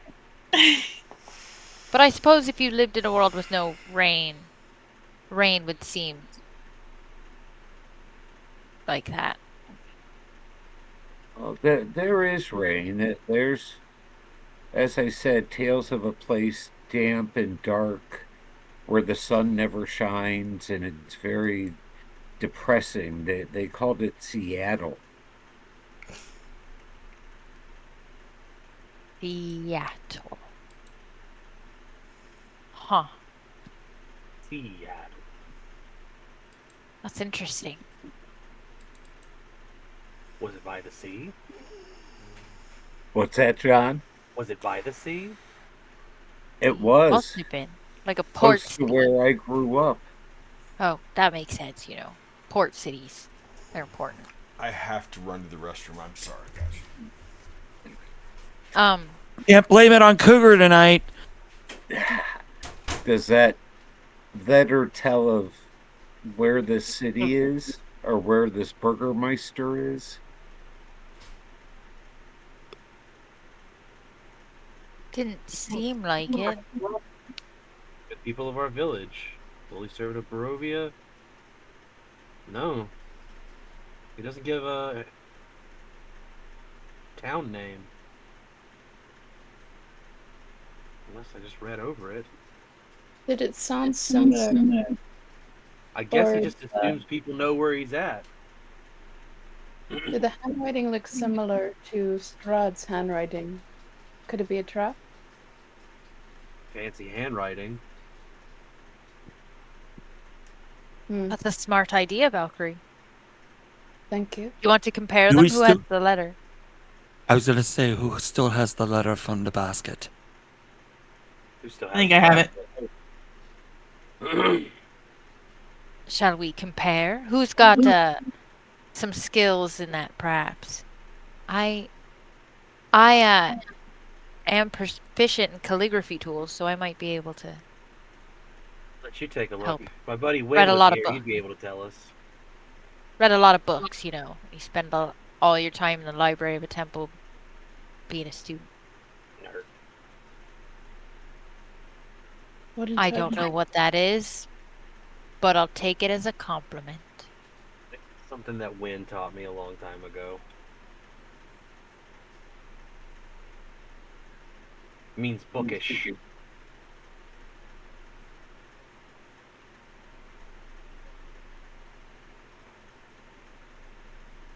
I've traveled with those types before. It's interesting. A lot of wizards or just bookish people. Both. A lot of weird people want to travel domains of dread. A lot of rich people. What is the weirdest person you've ever met?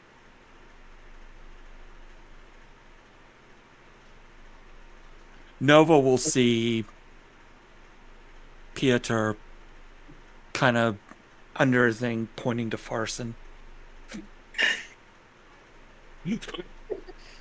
Present think- company excluded. I think weird is too broad a word. Most recently there was an extremely flamboyant kobold that kept the company of Goliaths. The most unique, and I forget this every time. The most unique was one like yourself. Only ever seen one.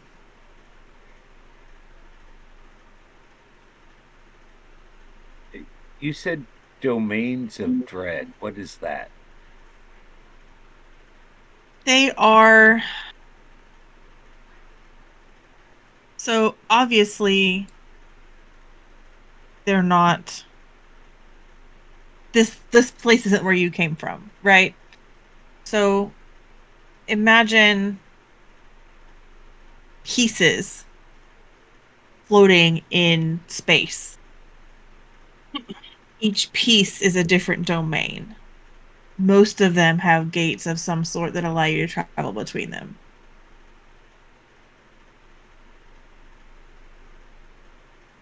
So it's a world. Fragmented world, yes. They're all connected ethereally, for lack of a better term, rather than like a regular world.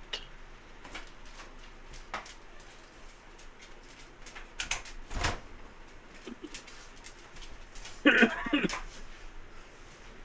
guys did awesome. How many of these domains are there? There are many.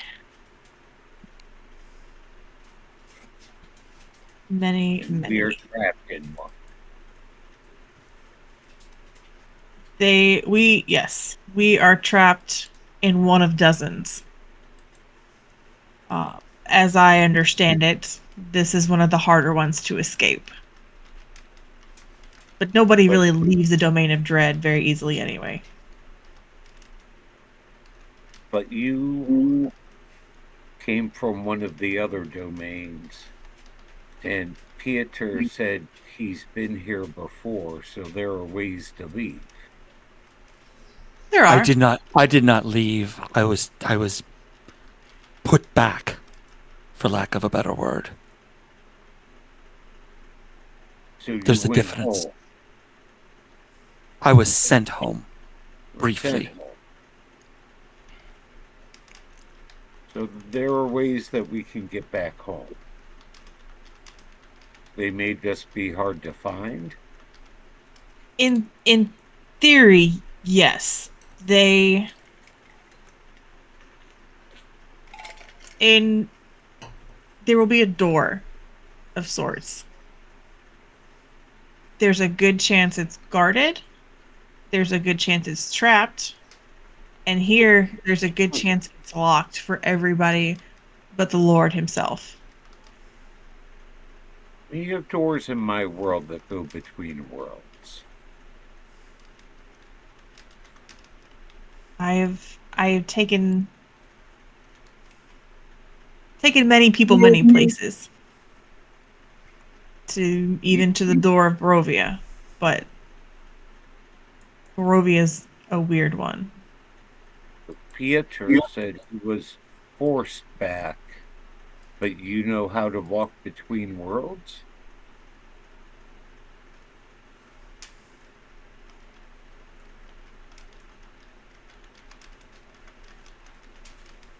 No.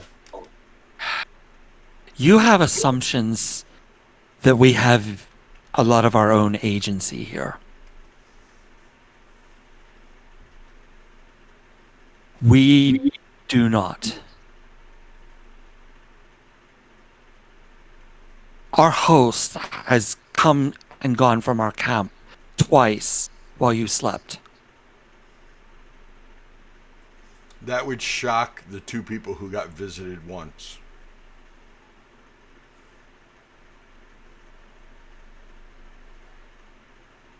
Let alone what it would do to the people who didn't even know there were two visits.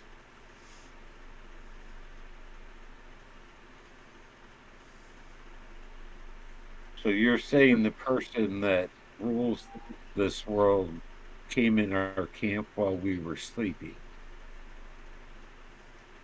This is what I suspect.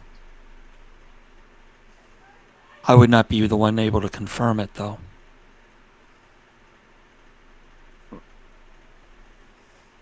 Why would he bother with us? What are we to Because him? we're his new playthings. Huh. It's like Toys. taking a toy out of the box and playing with it until he's bored. And he's going to do either one or two things with it. He's going to throw it away, or he's going to just put it back.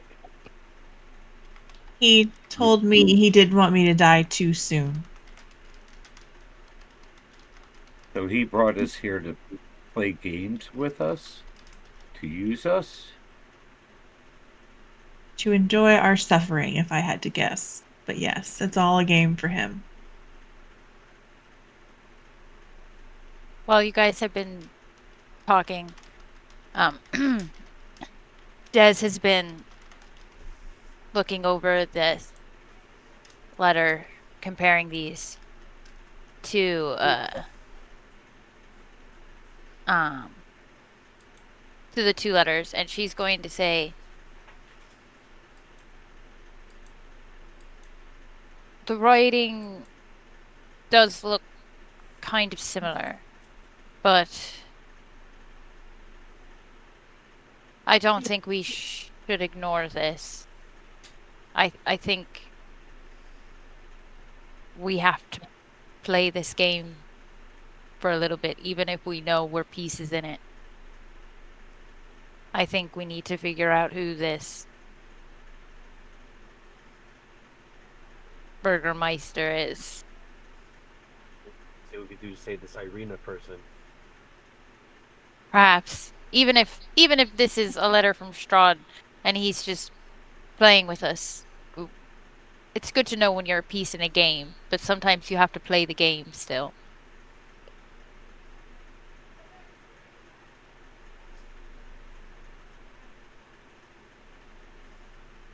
Burgermeister. Is that the name of the person? No, the name of the person is Kolyan Indrovich. Burgermeister, I suppose, is the title. It must be like a mayor of some sort. Seems to me like we're looking for a village. Which honestly might be a boon for us. I would love to put spine to feathers. I'm not familiar with that phrase. Find a bed. Oh. I like that. It would be a lot nicer than sleeping on the ground. Kinda. Going to be real honest with you, I don't really sleep in the same sense you do. So, bed's not really something I require much of. Valkyrie, you heard her freaking snoring earlier.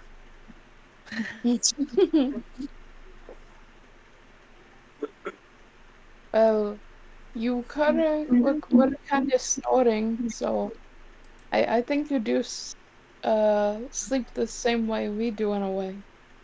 Oh, well, it's sort of. It's a little bit different.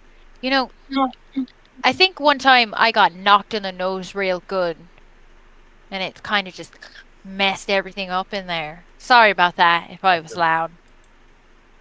Oh, it was cute. It was funny in a way. Yeah, it's all stuffy, it's real muggy around here. Anyways, I think our best move is to play this game. I don't want to mislead you guys, but I do think pushing too hard against our current host is just going to result in death. So, for now, we're pieces. Should we take it to a vote then? What about moving on? Yes. No, I think we're all kind of in agreement that we should move Yeah. on. I think we have to. Staying here is not going to do us any favors. Yeah, it's not like we can set up a base camp here. Would the town have a place to be dry and get more clothes? Probably.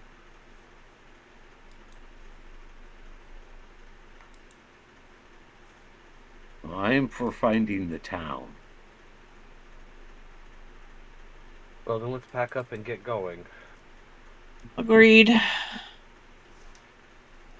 We'll start striking the tents and getting everything ready. We'll move out. You said take it to a vote, and I vote to be the rook. If we're pieces on a chessboard. Rook. Do you have chess in your world, Farson? Chess? I have heard of it. Oh, fantastic. I'll teach you sometime. Fan of dragon chess myself. Ooh. If we ever find a board, maybe you and I can play a game or two. I was not able to pack my board, but I did bring a few other games. Worry not, my friends. I might not look that smart, but I played a game of Dragon Chess in my day. Oh. That have many opponents. I'm more of a card player myself. Oh, I brought a deck of cards. There have been Gia much Campbell. gambled before. Peter, are you down for a round of, let's see, we could play poker or gin or rummy or any of them really. I will be perfectly happy to take you for all you're worth when we are under a roof and the cards won't get wet. And off we go, I say. Faster the better.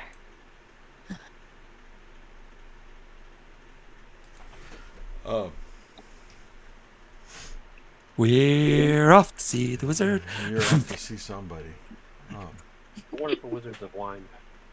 It's funny that you want to play cards, Desdemona, because just Monday night we brought a game of Barovian poker into the mix. That if any of you are familiar with it, you don't want to fall off the wagon. You want to ride the wagon for a while.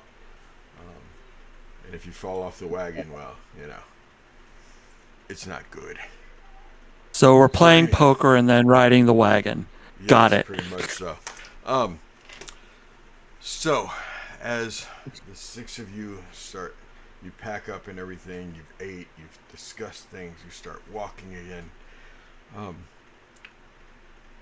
It has been several more hours. But now you can tell it's getting nighttime. Ailey, you were tired. You've been walking. You do have that one level of exhaustion, but you got food in your belly, and the last thing you really want to do is lay down and sleep right now after what happened the last time you laid down and slept. And as you guys are all walking,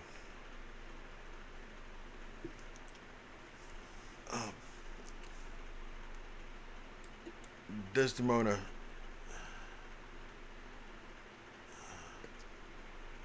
Hugin.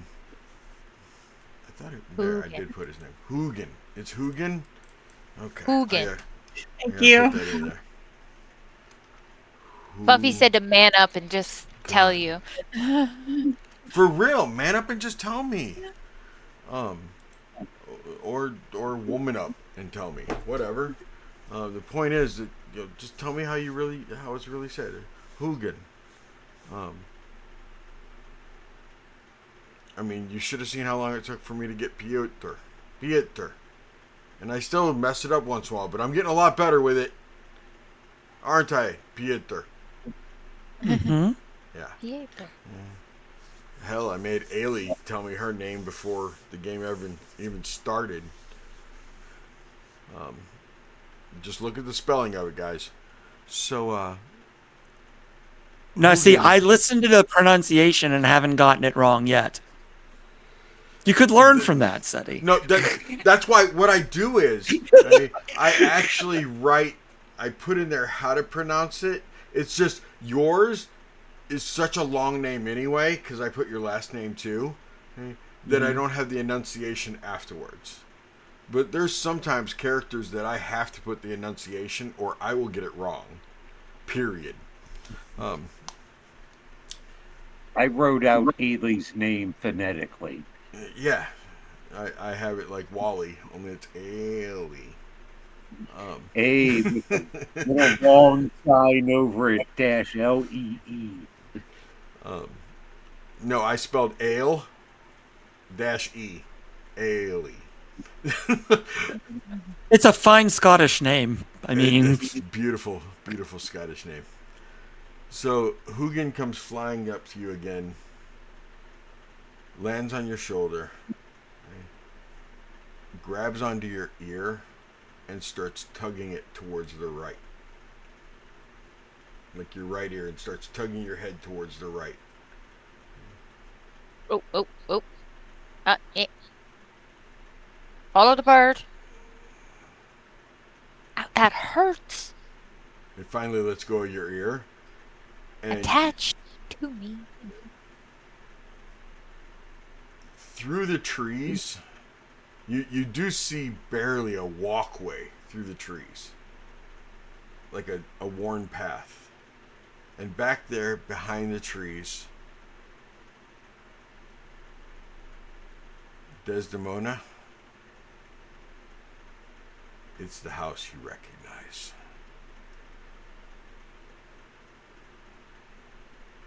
And that is where we will end tonight's episode.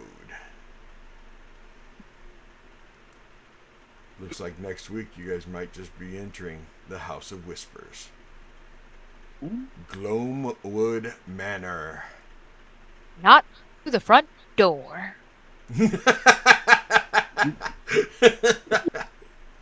Oh. If you are a little confused by that whole interaction right there, go back and watch the VOD of the first actual episode when Desdemona is Desdemona is introduced to. Actually, I think that was that the second episode. It might have been the second one when you and Nova met each other. Or No, it that was the first?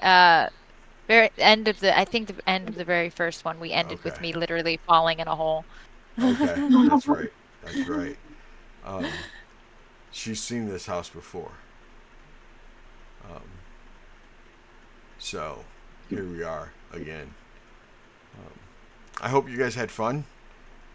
I know that I love the interaction between. Don't you love the interaction between these people? They just go back and forth. The tennis match. I love it. I love it. They are doing wonderful role playing with each other. And I look forward to them getting to know each other a lot better. They're starting to make little jabs at each other in character and stuff. Getting to know each other. Learning about one another. It's going to continue with the House of Whispers. It's not Death House. It's not even the Death House map. This is a house on the way to the village of Barovia, just outside of it. So we will see what happens next Wednesday. You guys have fun tonight? Players? Yeah, it was great. Yeah. Then. Good, good. Well, from me, from them, don't stay thirsty, or else Cougar will get a hold of you. Right? So stay hydrated, friends. Do-overs, or as Duke likes to call you, the Doovers. The Doovers. Will you tell Doovers. everyone good night, please? Night. Good night. Hi, guys. Night.